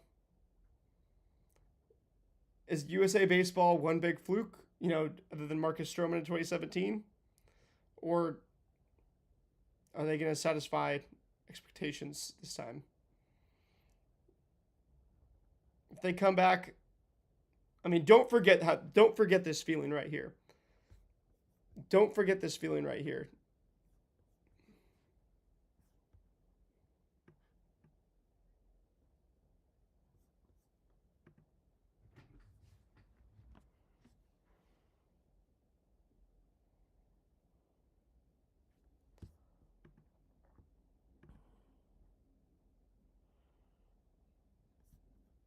You can't be nervous. You're playing with house money. It already feels like you lost in this USA. Like that's the feeling that everybody has. It's a huge disappointment. You lost, it was gonna feel that way no matter what. Losing, not winning the tournament, and you weren't guaranteed to win this tournament. I thought that was a little bit ridiculous, but getting 2 hits in the final. So Bryce Terang, work the count. If you're going to hit the ball, you better hit that thing hard. You better hit it hard. You better put it in the gap. It better be solid contact. Pete Crow Armstrong. PCA is the one person who I don't worry about being the spark plug. Acuna really is the spark plug for this Venezuelan team. And Wilyer Abreu is the guy who hits the homers when he needs to. Ezequiel Tovar is the best hitter in this lineup in the Classic. Followed by Michael Garcia. I think that sounds about right. And Salvador Perez is so good. He just knows the game so well. The way that he comforted Jose Budo against Aaron Judge basically the way that he motivated him.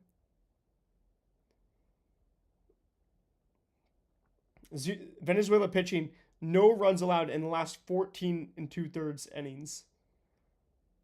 Jeez.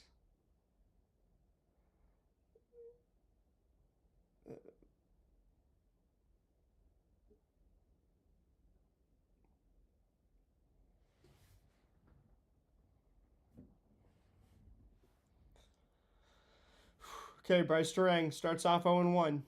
You got to work this count.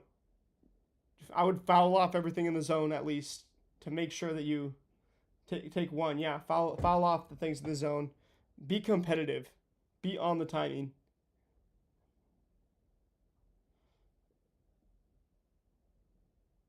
Schwarber's going to get another chance. Obviously, Judge will. Harper. But beyond that,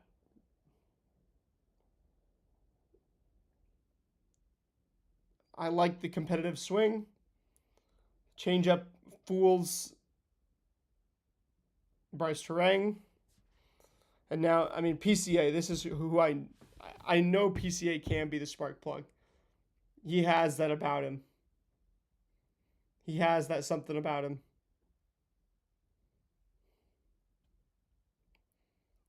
He might strike out.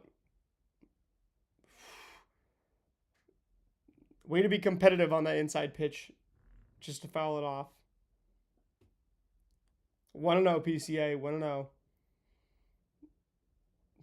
Maybe just hit a home run just to make USA re-energized. Don't let them get shut out. Don't let us get shut out.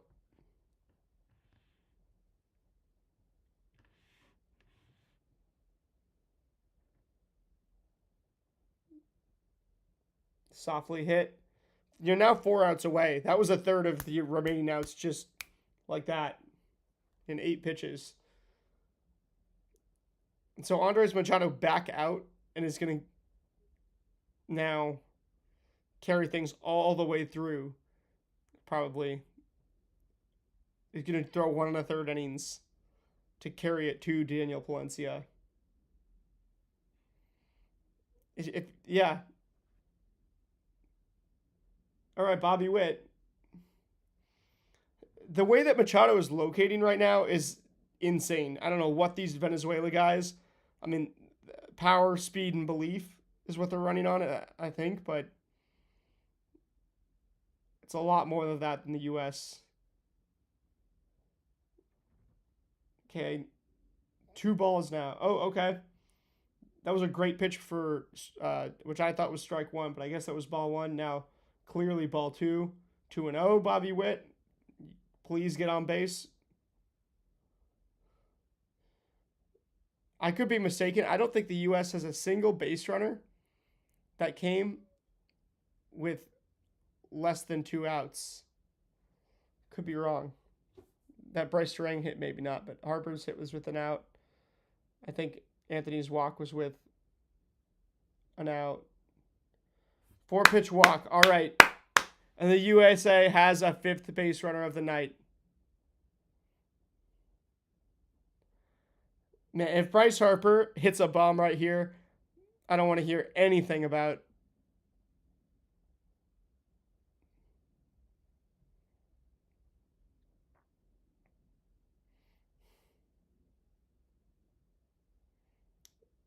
Johan Santana, the pitching coach for Venezuela, an all-time great. Will Felix Hernandez step into those shoes one day? Quite possibly. Okay, Sanchez and one other guy are warming up for Venezuela. Get that bullpen warming up. Just make them a little bit worried. Strike a little bit of fear into their hearts. If they don't get Bryce Harper out, there's going to be fear in their hearts. It won't change the narrative, but it'll at least change the perspective of this whole thing right now. Ball 1. Bryce, go 1-0. Just go 1-0. It'll be the story can be the top of this Team USA lineup was just too darn good. All right, Harper. Oh, boy! That's gone! That is gone! Oh, my goodness. The biggest homer in World Baseball Classic history. Bryce Harper, as soon as it leaves the bat, you know. Right to center field. 432 feet. Oh, yeah, and he points to the flag. Come on. Come on. Team USA, show a little bit of motion. Bryce Harper, the spark plug, and the homer. That's everything. Everything. Team USA. Team USA.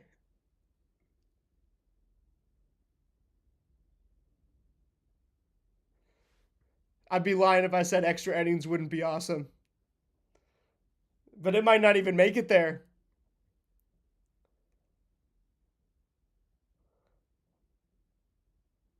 Oh my goodness. Team USA. Bryce Harper said absolutely not. USA Baseball. When you talk about USA Baseball in the 2026 World Baseball Classic, you're going to mention Bryce Harper's name.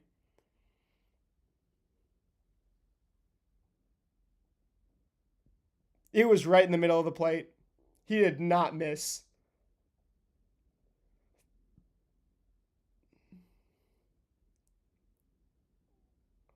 What if Judge? What if Judge? Chuck that bat. The military mindset for Team USA. The celebrations are nothing like Venezuela. We can admit that. But now that the crowd chanting USA, USA. This American crowd was absolutely silent before this. Stunned, I get it, but you got to root your team on in times like that. That's where I disagree with a lot of MLB fans, a lot of baseball fans. Is like, you got to root your team on, especially when they're not doing it well. Don't just cheer now when they're in it. Have some equity in the game. Bleed for your team.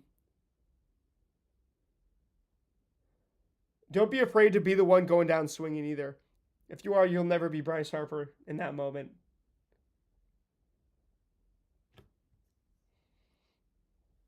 That might be the biggest. Is that the biggest homer of Bryce Harper's career? I mean, the Phillies one that sent him to the World Series. Some of those ones in the playoffs were pretty huge.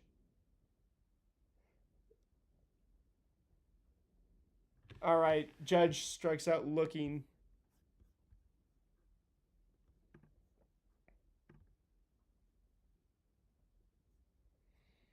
And it's a tie ball game. The World Baseball Classic is going to be decided in the ninth inning or later.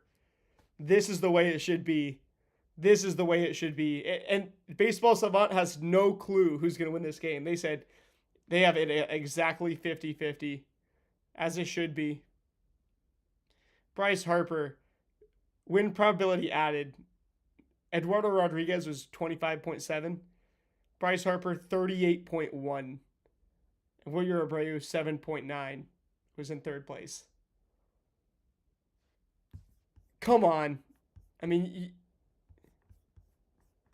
Bryce Harper, ladies and gentlemen, Bryce Harper.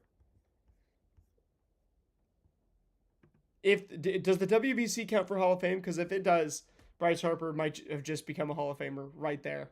That might be the moment that, and I think it does. I think you have to say, it does. The Professional Baseball Hall of Fame. This is professional baseball. I think you've got to say Bryce Harper's a Hall of Famer at this point.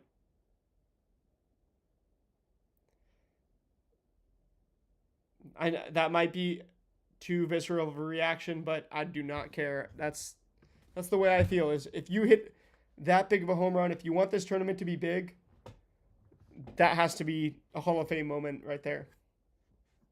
Homer in 30 out of 30 ballparks, obviously 432 feet, absolute no doubter. All right, now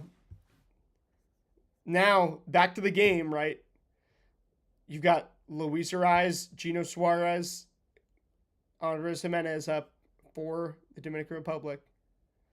Garrett Whitlock's going to come in.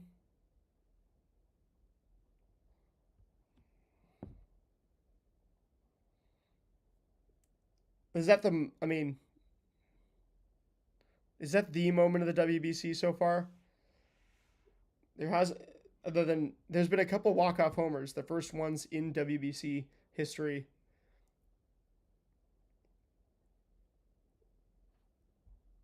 Bryce Harper, man, he he's got to be the MVP, right? He's got to be the MVP of this tournament if the U.S. does it. All right, 1-0, 1-0, Garrett Whitlock. Heart of the order for Venezuela.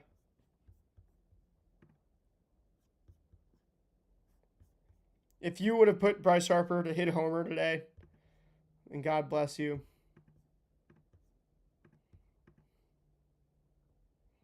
God bless you either way, to be honest.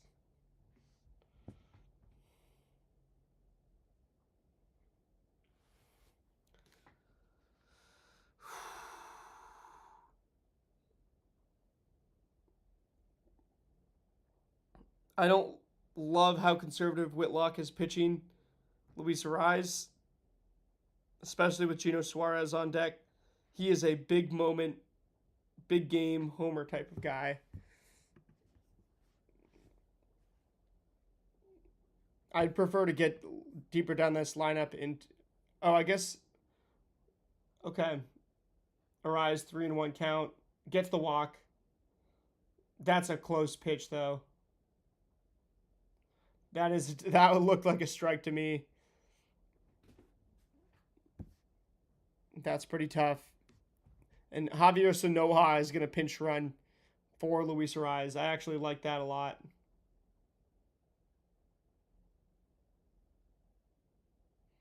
He must have not played that much in this WBC so far. He does have a 375 average, so what, 8 at bats?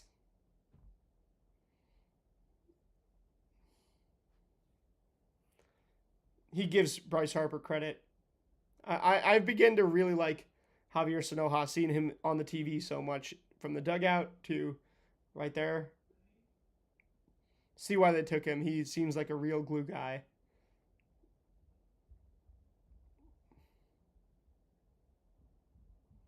Whitlock is, yeah, he's throwing a lot of balls. You got a lot of pitchers if you're USA. Be bold.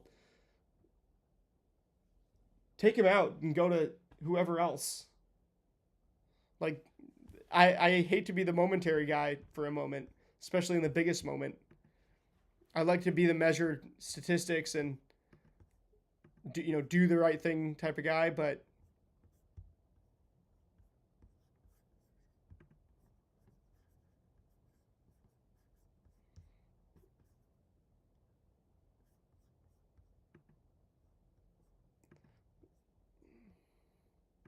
so Sanoa doesn't have great speed. They just trust him, I guess.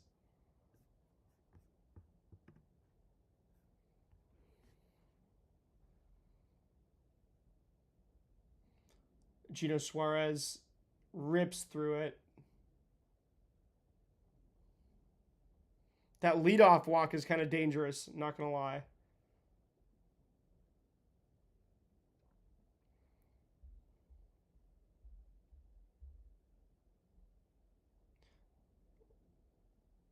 Oh my gosh. Sanoha. Are they going to challenge this? They're going to challenge it. Oh gosh. This looked close. I hate to be that guy, but I think Cal Raleigh might have thrown him out.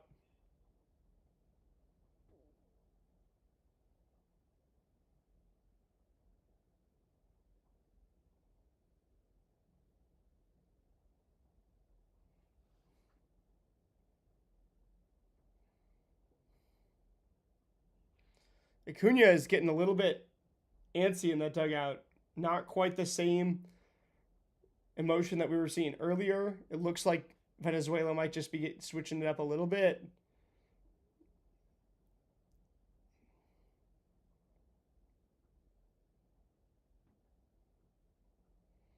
This is close.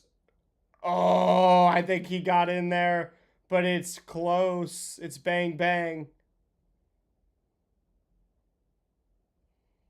He definitely didn't lift up his cleat, in my opinion.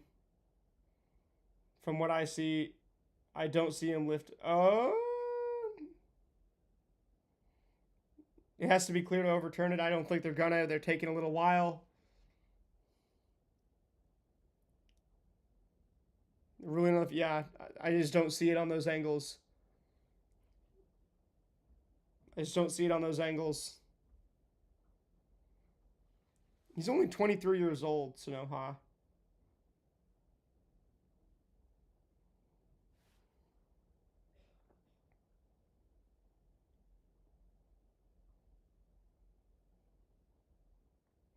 Suarez getting really open and loose with this stance. He is ready to pull something a mile. But Whitlock is yeah. Don't give him anything to hit. Give him stuff that's barely close to the zone, and let him hack. There's no outs. They got a runner on second. Popped up. Okay, still 2-2. Don't give him anything close. Gino Suarez with anything close, he can run into the pitch. I think you gotta pinch it, Cal Raleigh, this next inning if it gets to it.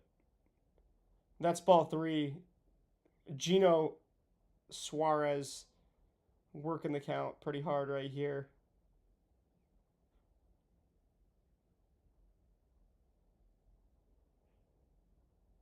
Oh no. Venezuela takes the lead right back. Gino right into the gap. I love that he always points to the sky, gives all glory to God. He makes about something bigger than baseball. I'm going to say a quick prayer and say, thank you, God, for Eugenio Suarez saying, being such a great Christian, being so outwardly Christian. But, man, the USA has to score now in the bottom of the 9th just to take this thing to extra innings.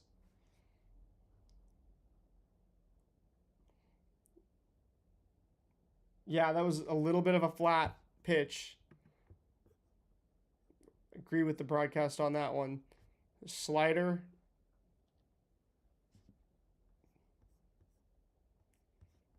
Bryce Harper is showing some stones right here. I appreciate that.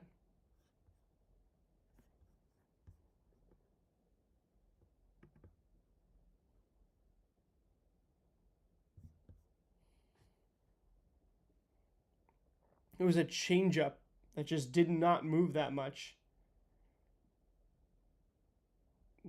A really horizontal changeup. Not a lot of vertical break on it.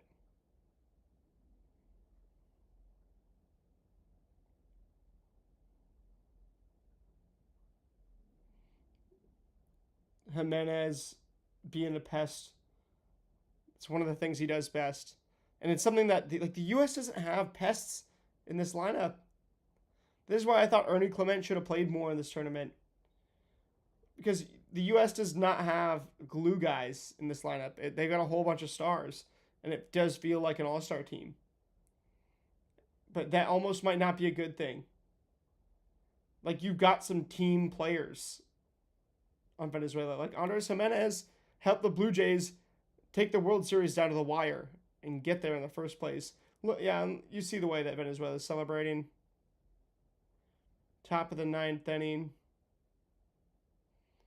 Jimenez being a pest, right? The experience doing that. Baseball, I think what this shows is that baseball requires some. Baseball requires guys with defined roles in the team practicing those roles, not just all stars.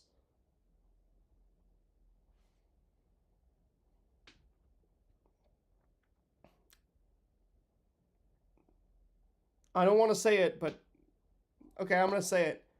I'm thinking like Ben Williamson would be a great addition to this USA team. Jake Fraley. I know. I'm sure there are better, like way better names than that to do this specific thing, but you need some pests. Jimenez is taking this long at bat. Still no outs in this inning. This could get worse for USA.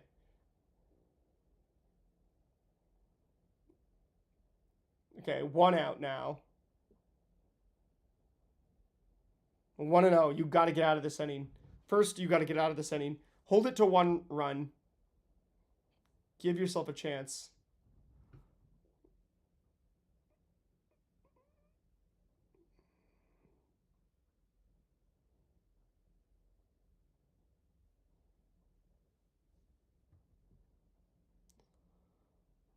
Whitlock does not look happy. I mean, he just allowed quite possibly the deciding run of this tournament.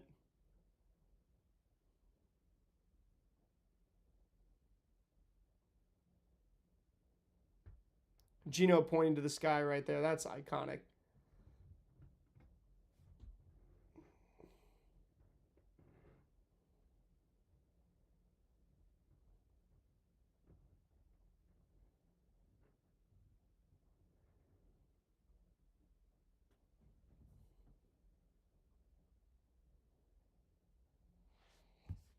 Who's going to come in? Tyler Rogers, Submariner. Try to get a couple ground balls. Try to keep these guys really off balance. I think that's a good guy to bring in. You got to get this thing to extra innings, man.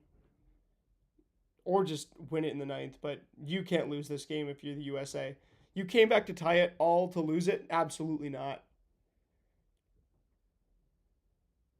You're going to have Schwarber, Bregman, Anthony. If Will Smith hits again, that's where I would be really questioning the decisions by Mark DeRosa. I mean, I appreciate Mark DeRosa. I think he did a great job recruiting for this team, getting all the stars. I'm not sure that I almost wish for a World Baseball Classic USA manager next time, like some old guy like Buck Showalter, who will take like some real team players and who will just let everybody hate him because they already do hate him. I mean, no, I don't know if you need a guy who's friends with everybody who can be a great recruiter. I think you might need a Kurt Signetti type. Whitlock, man, I do feel for him as a human being. Tyler Rogers, come in and get some ground balls.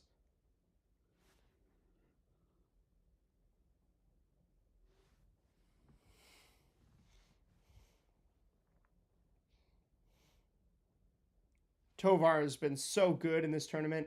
2 for 3 tonight. He has just been hitting. I mean, like, nobody's been hitting like him. You look at this Team USA lineup, the stats in this World Baseball Classic have not been great. The only ones with great stats, I mean, you could say Schwarber, Anthony, Terang, and PCA. Oh boy. Almost a big mistake in a double play for Team USA. That would have been massive for the juice. Rogers gets Tovar to pop up. And Suarez goes and slides into third base and runs back to second and slides into second. Almost a massive mistake by Eugenio Suarez.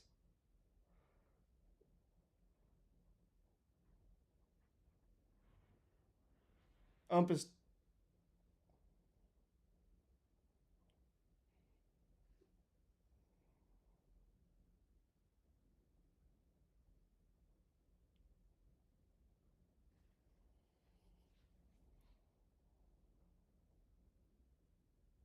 so if he didn't touch third there, he would be out. Okay, that is an arbitrary rule. I love that we're getting some arbitrary rules going on in the top of the ninth inning of the World Baseball Classic Championship.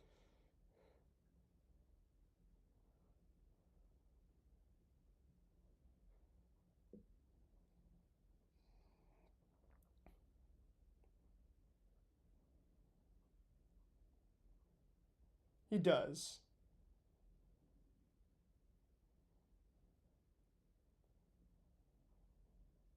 Yeah, he catches it. So this is going to Suarez is going to stay at second. That's not going to be the end of the inning. But it just the feeling that Venezuela is making some mistakes. Hopefully Team USA gets a little bit of confidence, realizing that this game is theirs to go win. They've got a moment to go make right now. That's all. That's the way to look at this. They have got a moment to go make. First, you got to get Wilyer Abreu out. You got to get Wilyer Abreu out. They're going to put him on. Okay, you got to get Sal Perez out. Also got a hit and scored a run in this game.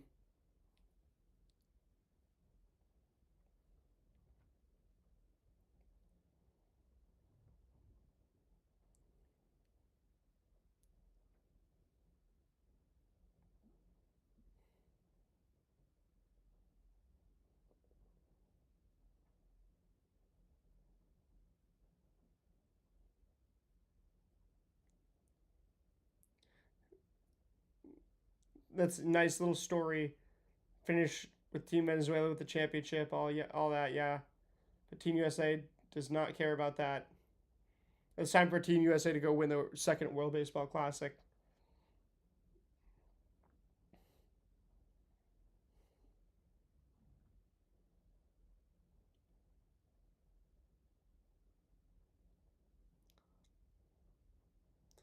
He made some decent contact. Wow. Sal. Sal Perez almost put that thing out of there. All right. 3 outs. 3 outs to go. You got to score a run. Don't let the emotion get to you. You got the emotional part out of the way. Bryce Harper hit that bomb. Schwarber, Bregman, Anthony, and Cal Raleigh has to hit. Has to be hitting for Will Smith there. I mean, he can hit from the left side. I would be shocked if Team USA gets a base runner and Cal Raleigh doesn't hit. Wilson Contreras replaces Javier Sanoja playing first base. Okay.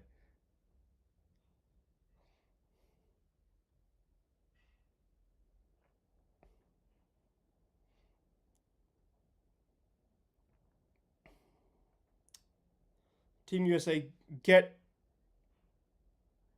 a base runner. Get a base runner. I would prefer not to see Schwarber, Bregman, Anthony all just hack. But hey, if there's a time for the Schwarber home run that I've been predicting this whole tournament, that I've been predicting game by game by game,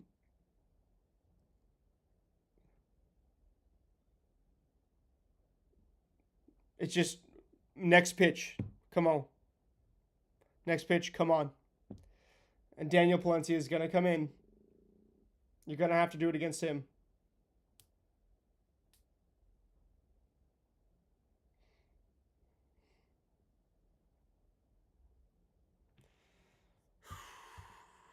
Oh boy.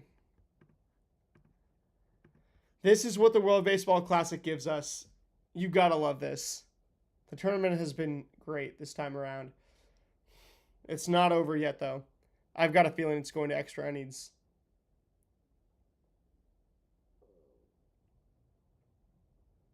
Wilson Contreras is insanely athletic. I just will say that. I know he gets injured quite a bit, but he is an explosive athlete.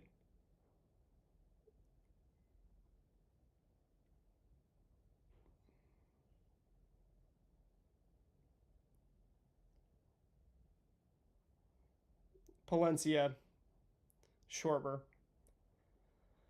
Would not mind a Schwarber bomb. Otherwise, just get on base. Walk. I mean, it feels like a 3 outcome situation. It feels like walk, strikeout, or homer.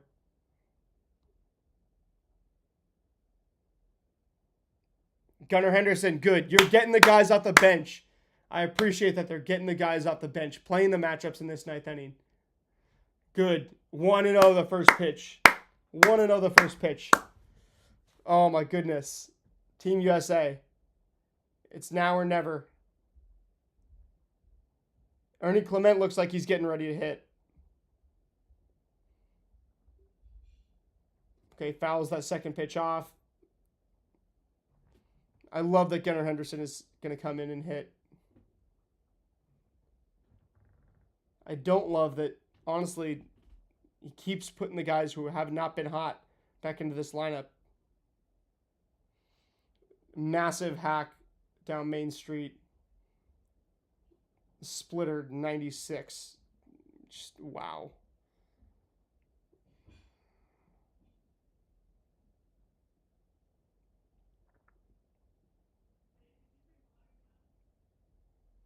All right, Schwarber behind in the count. Go 1-0 here. Nothing close. They still respect Kyle Schwarber. Every team that the U.S. has played has respected Kyle Schwarber's bat in this lineup, batting cleanup. He is one of the best matchups you're going to have against any side. 1-0 here. Schwarber does strike out. All right. Gunnar Henderson. 1-0 right now, Gunnar Henderson.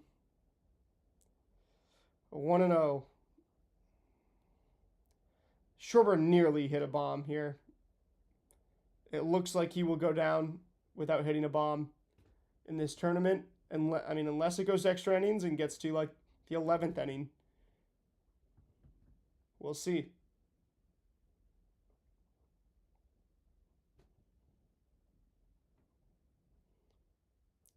It looked like Ernie Clement was going to come up and hit. Not sure though. All right, Gunnar. He is one of the hot bats.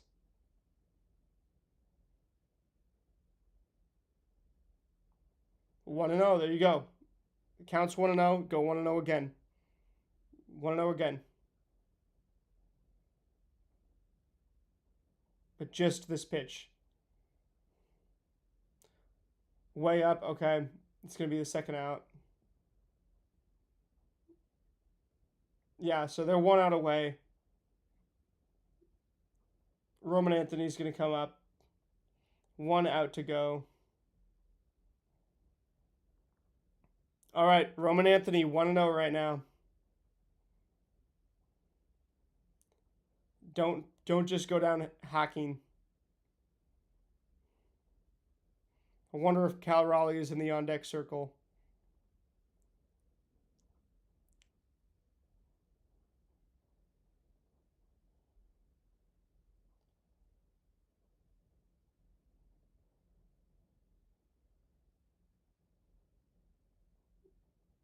Palencia's really mixing it up. He's been really careful. If he wants to throw a ball, he's going to throw a ball.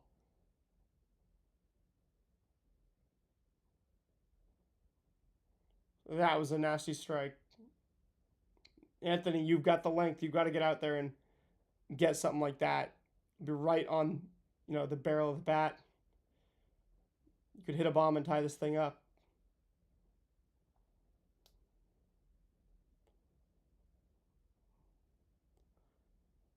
One and 1 the count. Venezuela 1 out away from winning the World Baseball Classic. Again, it feels like a home game for Venezuela. USA fans should be cheering more than ever.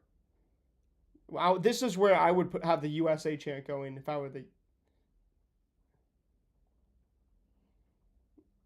Yeah, okay. Another strike. And you see how much, these Venezuelan players and coaches are like fans themselves. All right, Team USA, 1-0 right here. Roman Anthony. This is where the USA chant, you need it. Schwarber is livid. You can tell.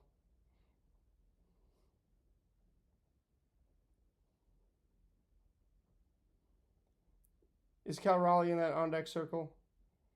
I'd like to believe that he was.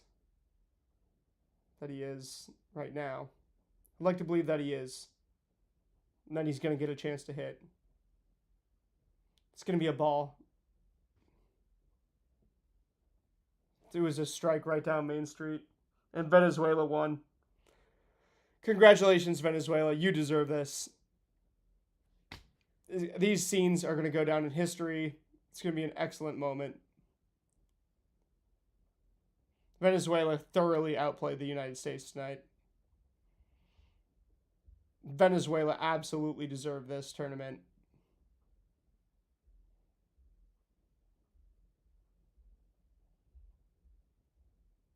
Absolutely deserved it. Venezuela completely deserved this. No question. This was Venezuela's tournament. This was definitely Venezuela's day. Definitely Venezuela's night. Venezuela took control of this night, and they did not give the U.S. I mean, the U.S. did have a chance, thanks to Bryce Harper, but Venezuela did not give the U.S. a chance.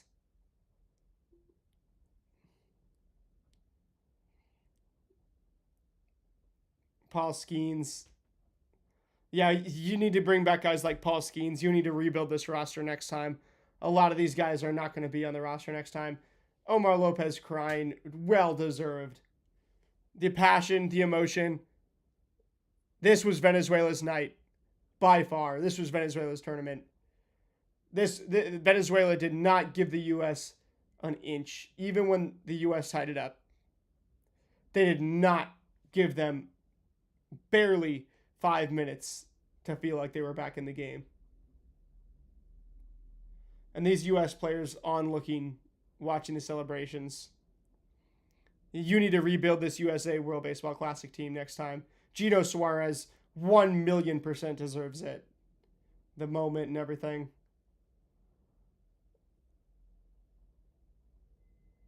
DeRosa, Will Smith, you see these faces? That is exactly what it feels like to be a USA Baseball fan right now.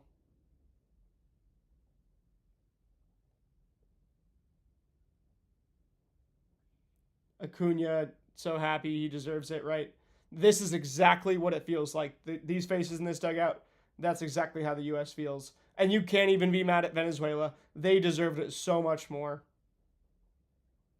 Compared to what the U.S. put out, it's not even like a remotely like close who it felt like deserved this more.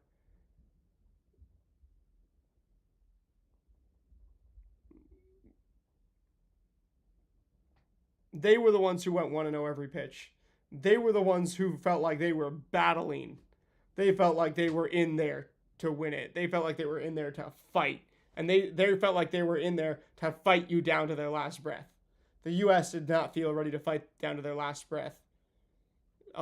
They had some signs of adversity, and it felt like they were getting cut in half. USA Baseball did not deserve this World Baseball Classic, if we're just being 100% honest. I think the biggest thing that you can take from this is that in today's day and age, baseball is going to have some emotion. Baseball is going to have some emotion. We talk about 1-0 every pitch. Stay stoic and all glory to God. It is bigger than baseball. There is humanity to it. How do you stay stoic and yet give all glory to God? How do you stay stoic and yet make it something that's big and meaningful?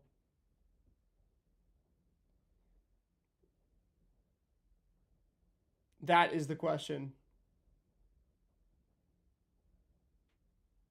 Venezuela rode that wave. They rode that line between staying stoic and giving all glory to God. The stoicism in just fierce fighters' nature. They felt like fighters.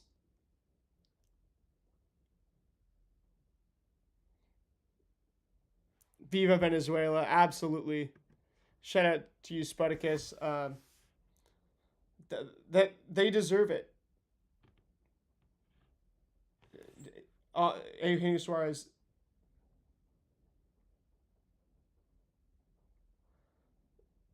Wow, that it's all about his Jesus. He's with us all the time. Nobody believed in Venezuela, but now we win the championship today. He said we put his name in front of everybody. It's a celebration for all the Venezuelan country. I just pray, point to my family out there. They were happy for me. God is good, man. God is good.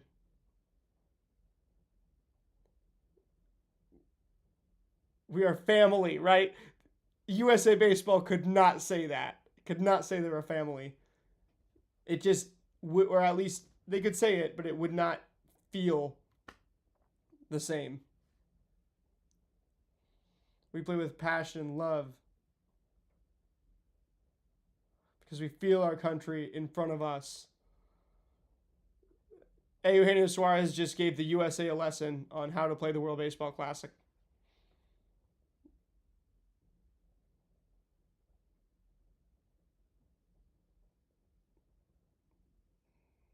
Team USA, you would not have seen these guys crying. They would have been like, yeah, great, it felt like awesome. And I do not mean to mock the USA, but you see the way that they just looked stunned.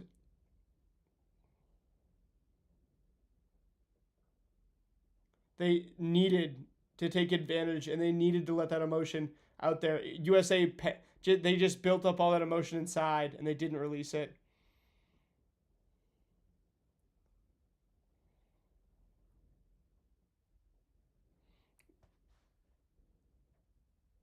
Eduardo Rodriguez, what a performance. Pitching performance of the year to this point. And Salvi, he didn't shake him the entire game. Did not shake Salvi off. He followed every one of Salvi's pitches that Salvi said throw. Salvador Perez, my goodness. If this doesn't cement Salvador Perez as a first ballot Hall of Famer, I don't know what does. The World Series with the Royals that he was the captain of, and then this World Baseball Classic with Venezuela that he's the captain of.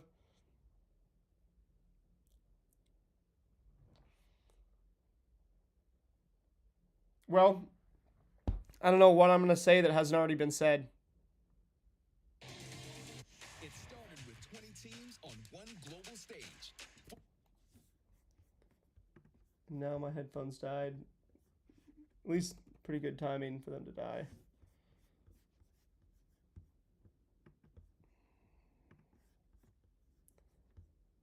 And I mean, that's it. It is what it is. The USA did not deserve that more than Venezuela. There is no way you could watch that game and say the USA deserved that game more than Venezuela. You were just hoping that they could pull it out in spite of it.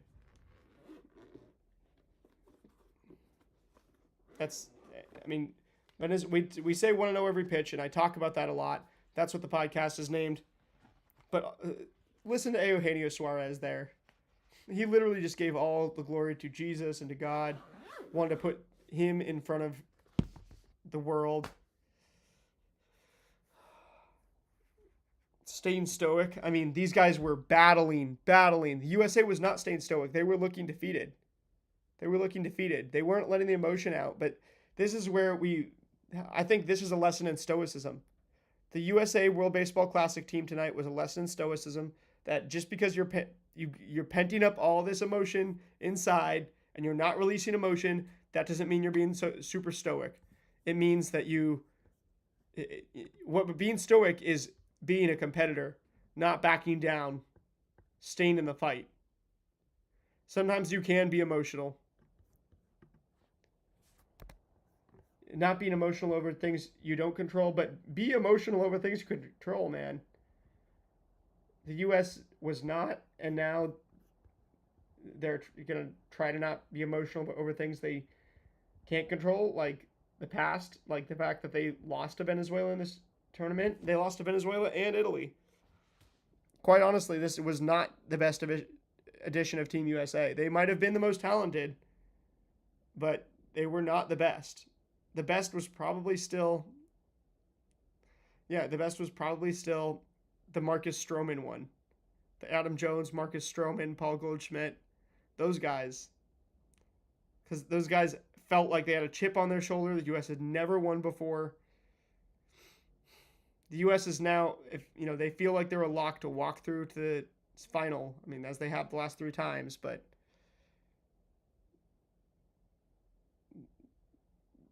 it is what it is. And then when you don't show emotion, when you have the chance to show emotion, then later it's speak now or hold your breath forever. And the U.S. held their breath, and now they're going to have to hold it forever. And next time you rebuild the World Baseball Classic U.S. team, I want to give all credit to Venezuela again. Venezuela, they rode that line of staying stoic and giving all glory to God, making it about themselves and what they do and controlling just what they control, and then making it about something bigger than themselves and what actually matters, and making that the most important thing. The U.S.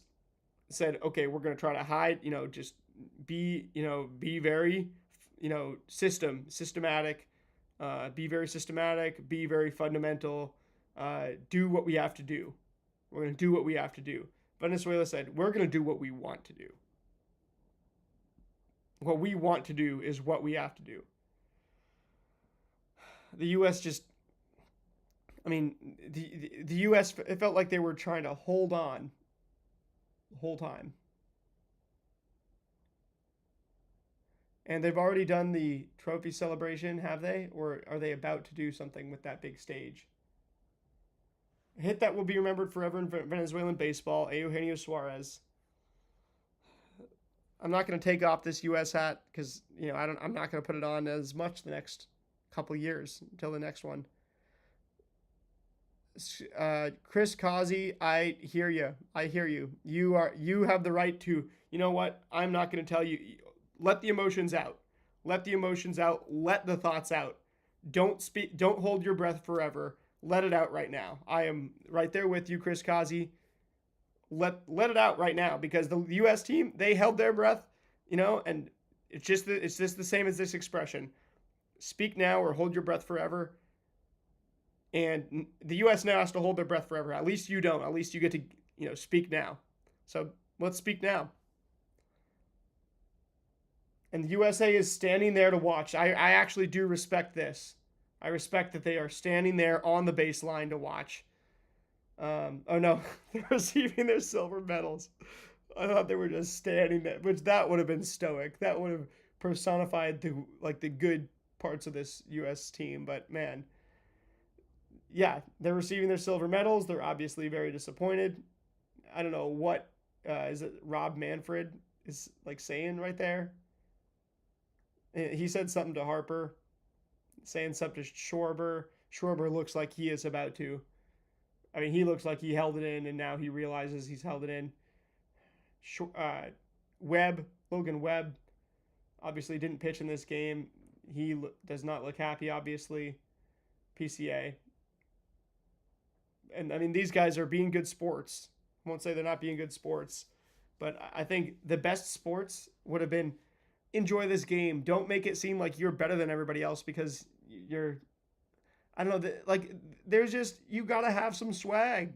You got to have a little bit of juice to you. To play sports in 2026, you got to have a little bit of juice. You can't be the, you can't be the super, ultra, don't do anything. You can't be ultra conservative in every move you make, right? You have to be willing to be a little bit aggressive. The aggression was not there from Team USA this tournament. They were not aggressive enough. They were too conservative with their moves. They said, okay, we're going to conserve this, we're going to conserve that. It felt like they did what they had to, like pitch Skeens in the semi to get to the final. Pitch him against the DR. And I mean they only allowed, credit to the U.S. pitching, they allowed 5 runs over the final 18 innings. In those final 2 games against the DR and then Venezuela. The DR Venezuela honestly might have been a different type of final.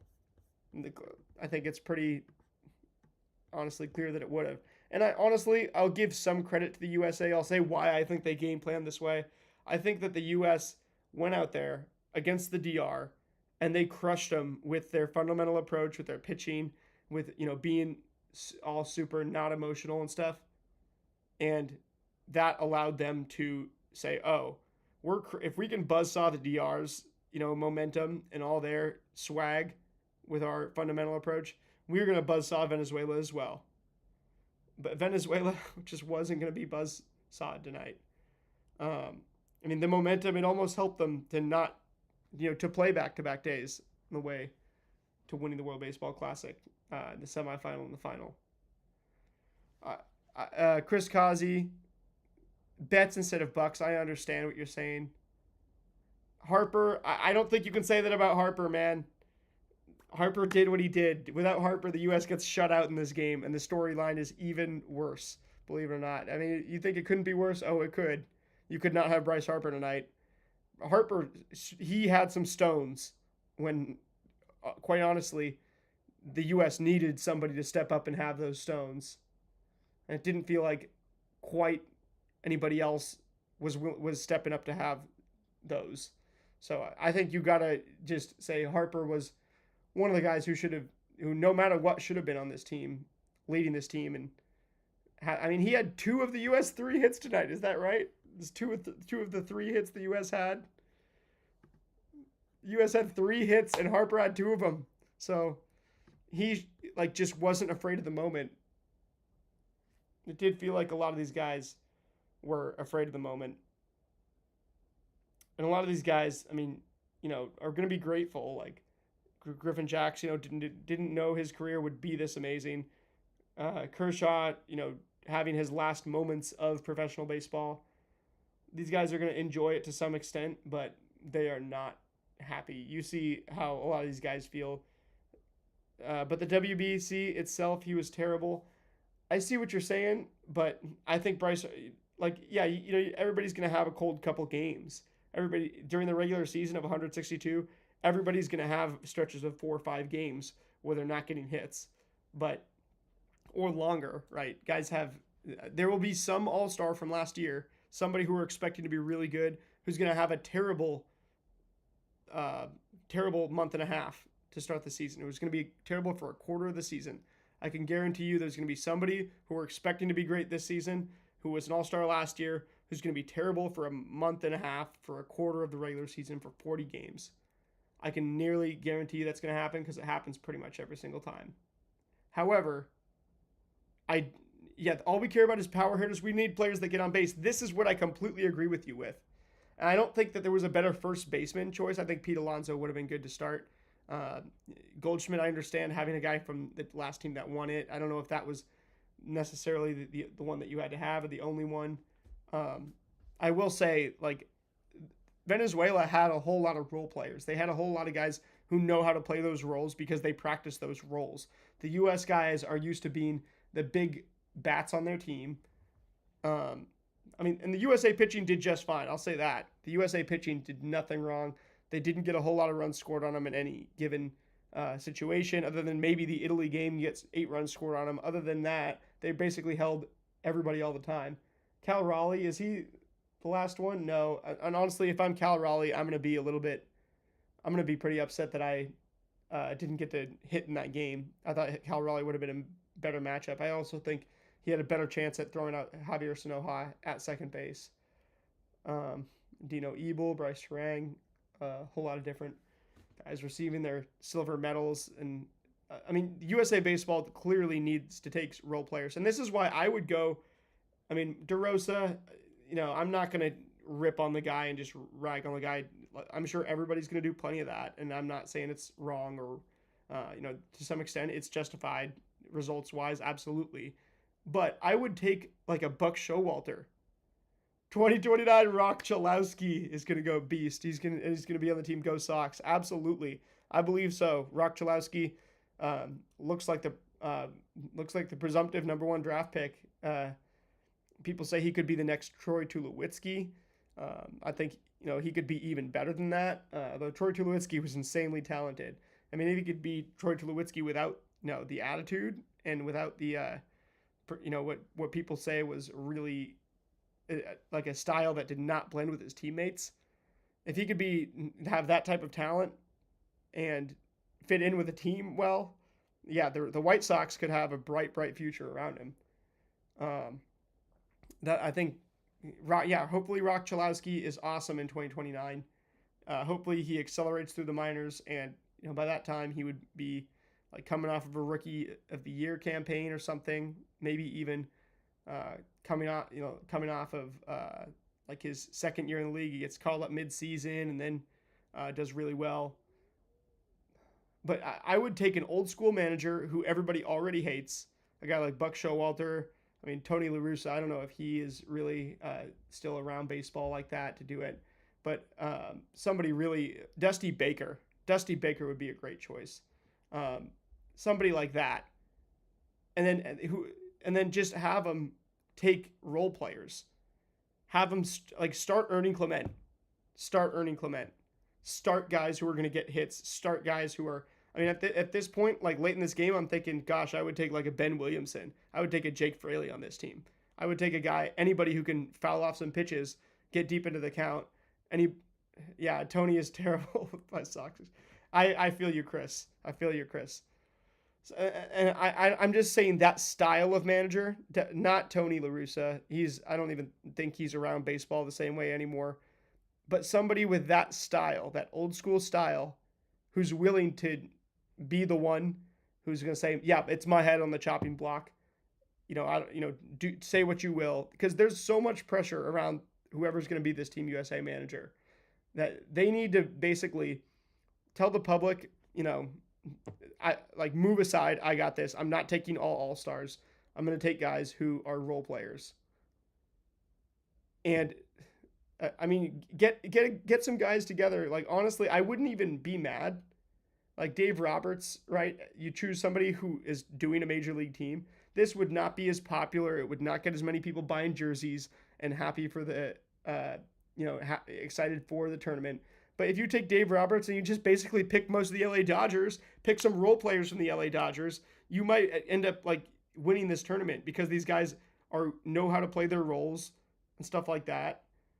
This felt like an exhibition team going out and playing exhibition games. I don't think the U.S. truly ever struck the nerve that they were looking for in terms of the team dynamic.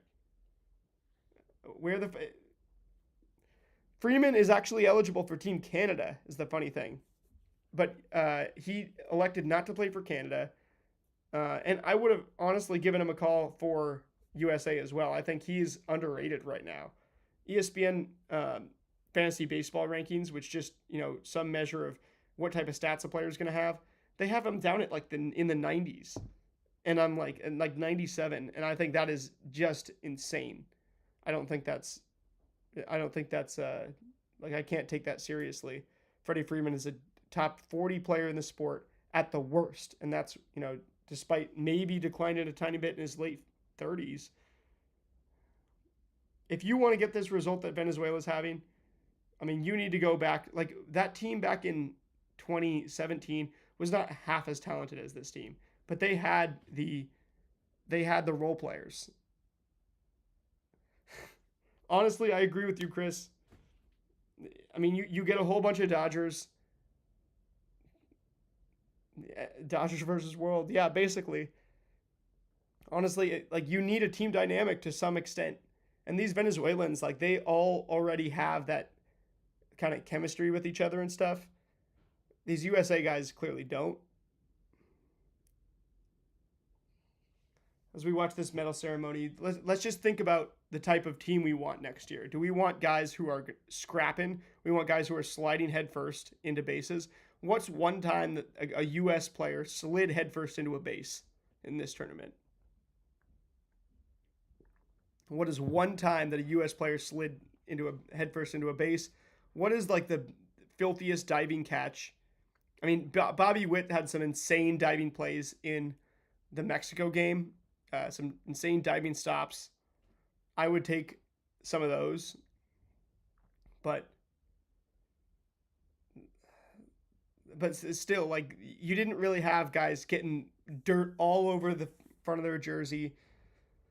You didn't have like we need to win type of baseball necessarily being played. You had stars playing like stars, like, and you didn't have the guys who were like, I'm gonna put my body on the line for this, because all these guys know that they've got to, like, their teams are like, hey, yeah, you can go play in this, but don't ruin the $25 million year that you promised us. We're paying you 25 million.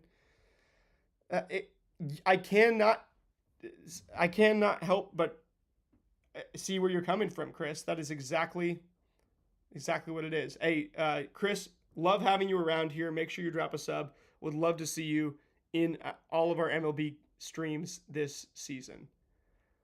I would agree with you that yes, we're entitled, I think is a word you could use. Um, Definitely, but also I think it's a pressure thing. It's like there's no excitement. All the excitement is sucked out of the air because it's this U.S. team better win the World Baseball Classic or else, and they're living by the failures of the past teams where the U.S. only has one of these tournaments that they've won, and Japan has won 3 of them, and it's like, oh, we better catch up because how is this the case? And baseball is the sport where numbers normalize over time. It's not the sport where you say we need to do this right now. And I mean, the playoffs to an extent are just a crapshoot. Like, we know that. Yeah, I appreciate you, Chris. It's good having you in the stream here because we had a whole lot of people watching when things were going well for the USA and everything's good, and now who really it's uncomfortable to talk about this at this point. It's uncomfortable to talk about. I mean, hey, the U.S. Why did the U.S. just fumble the bag, right? And I think next tournament we need to change the narrative around the U.S. and say the U.S. does not deserve to win the World Baseball Classic. The U.S. needs to go and take it. The U.S. needs to go and take it from teams like the DR, Venezuela. Like those teams are going to be the ones that you have to put at the top next time because the U.S. clearly is not. Hey, shut up! Congratulations, Oscar. Absolute congratulations. You must be so proud of your country and the baseball team that represents them. They represented you so well. Just as an American, I have so much respect for Venezuela doing what they did to beat us, because it's like that is what baseball is all about. Baseball is all about a team, coming together and playing as a team, filling their roles, right? You've got all these different positions that are incredibly different.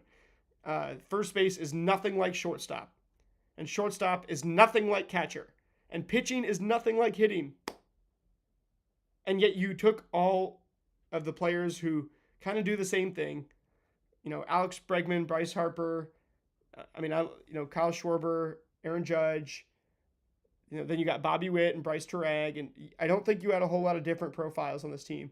Venezuela had a whole lot of different profiles. Ronald Acuna and Churio, there's a little bit of a difference there, just in the styles of play. Churio is a perfect 9 hitter, and Acuna is a perfect 1 hitter. And then seeing Miggy Cabrera get up on that stage, hats off to Venezuela, and Miggy Cabrera getting to enjoy it with the rest of the Venezuelans, because they made, I think, the semifinals in 2009, and all right, and now they're celebrating with the trophy and everything, holding up the flag. This is the team who it means the most for. I mean, the Italians, it felt like it meant more to the Italians than to the Americans. The Americans just wanted to avoid embarrassment. The Americans didn't really like want to go and do something that was like insane. And now look at all the doing this, right? Would the Americans do the same thing? Would they do the same thing with the national anthem, just belting it out, right? Or would it just be kind of like woo, right? Would it be? It would be a lot more subdued. And I'm just saying, like, when you have pressure on you, right?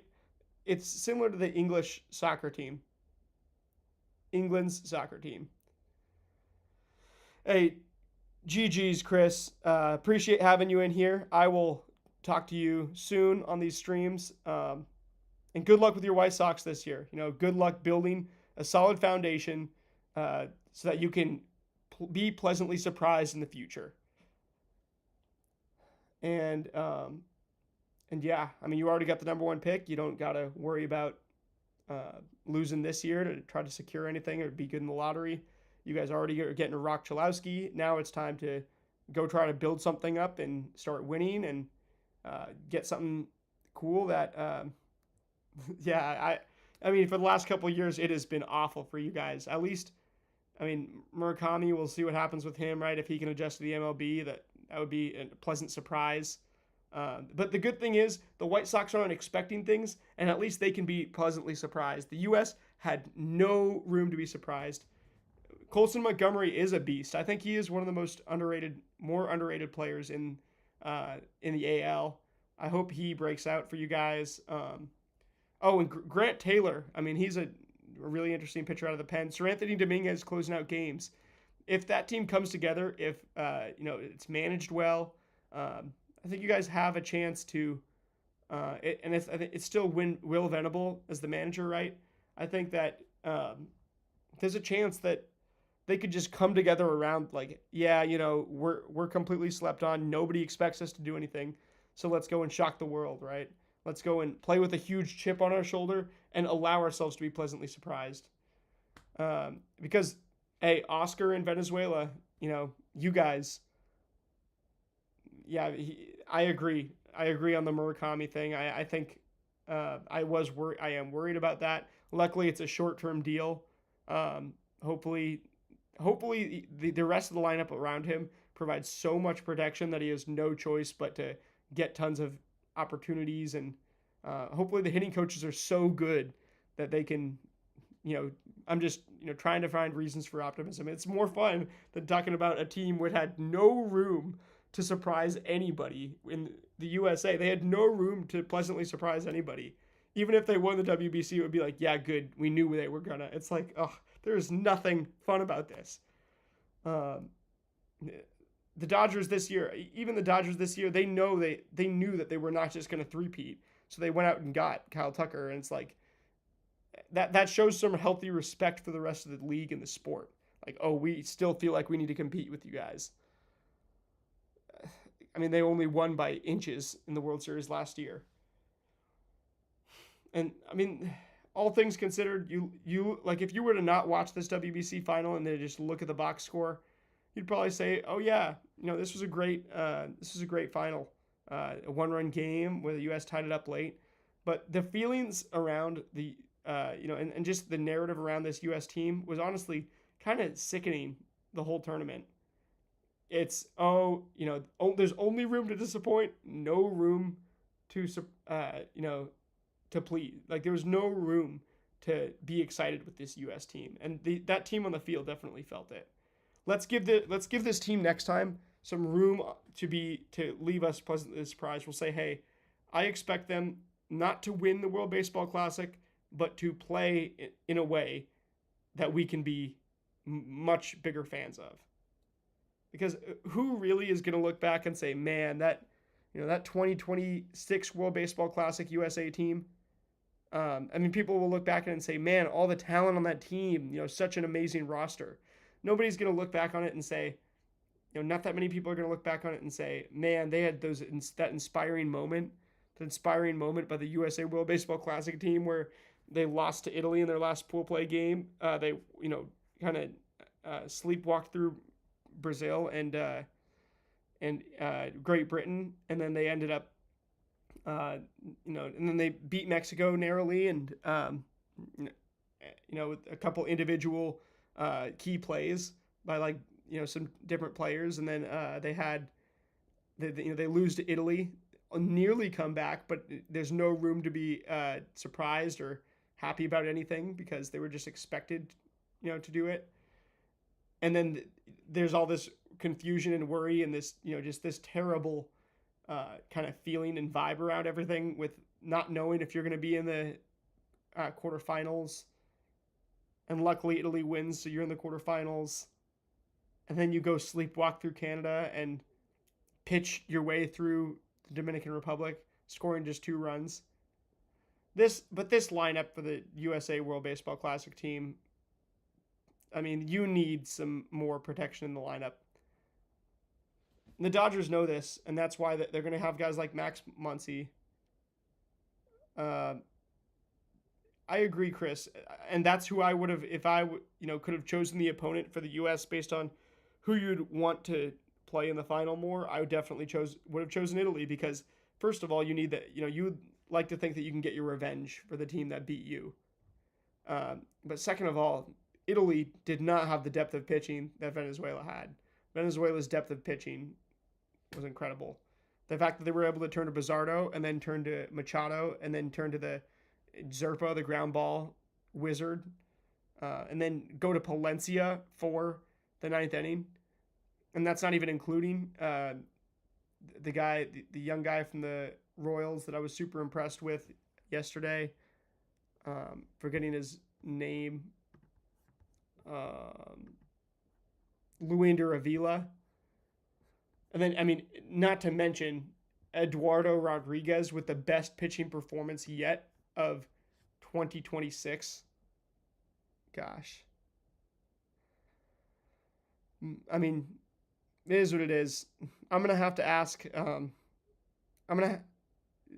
Budo and Machado, absolutely. Andres Machado pitched more than an entire inning tonight. Jose Budo, excellent. Even Emmanuel De Jesus was not available tonight.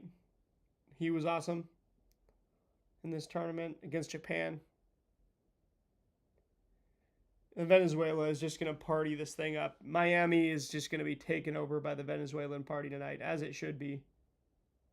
The best baseball in the world, whatever it says on the back of their shirts.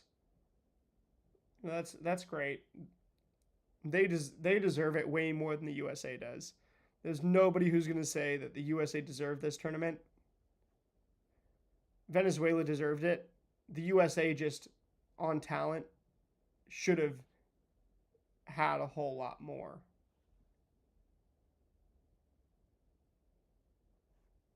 There's going to be a whole lot of more coverage on Fox of this thing to watch. Anyway, yeah, I've been streaming for a good 3 hours, 13 minutes. I'm going to keep some in the tank because we do have a season. Like the USA players did, I'm going to keep some in the tank. We've let out a lot of the emotions of this loss. I think we know where we need to head in 2029 with this team. You need some stars and you need some role players and you need some guys who are willing to absolutely scrap for every, tooth and nail for every inch get down in the dirt. 7 runs in 3 games is abysmal. That's embarrassing for that lineup too. I mean, Mark DeRosa did a good job. He did a good job recruiting, what if we put up this super team? I think it was worth trying, to be honest. I think it was worth trying, getting all these, major stars and personalities and future Hall of Famers in the room together. But I think now you learned your lesson. If you're the USA, you've got to go and get a real team full of baseball players that play their roles. And I think that is where you would avoid the 7 runs in 3 games that you ended up with tonight. The only super impressive offensive performance, I have to say, was Brazil, where you're going up against not a single pitcher that's in the MLB. The Great Britain pitcher that came out, I forget what his name was. I think he was Bahamian. He was, dude with dreads. The pitcher for Great Britain that came out was shutting down the U.S. for several innings. U.S. had was down in that game for several innings, and they kind of wasted innings in that game against Great Britain, who doesn't have many professional. I mean, they're professional, but not MLB guys. Like, it's time we say goodbye to the WBC and we pick it right back up in 2029. But between now and then, I think this speaks to the talent in the major leagues as well, where you see, there's great college ball players and stuff. There's, it is what it is.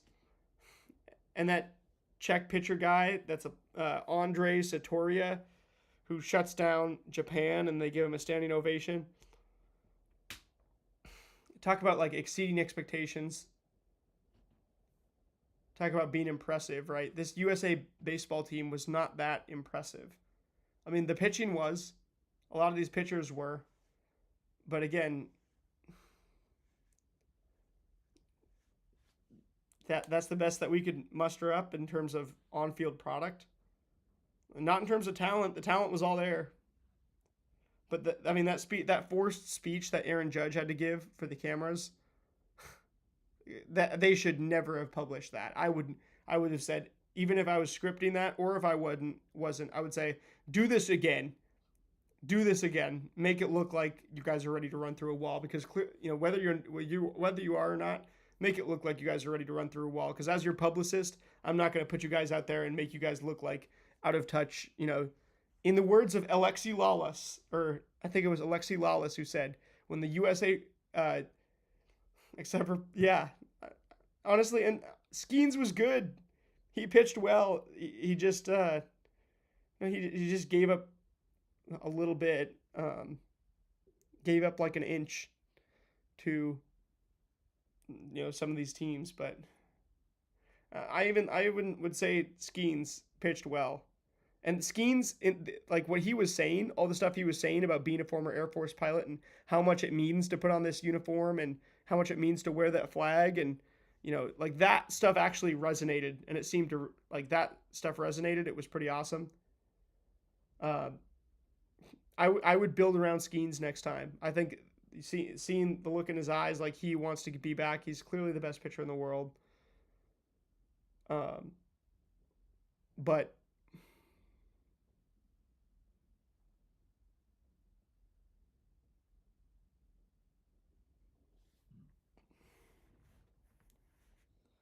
this is basically what the USA deserved. Yeah, it's time to go to bed.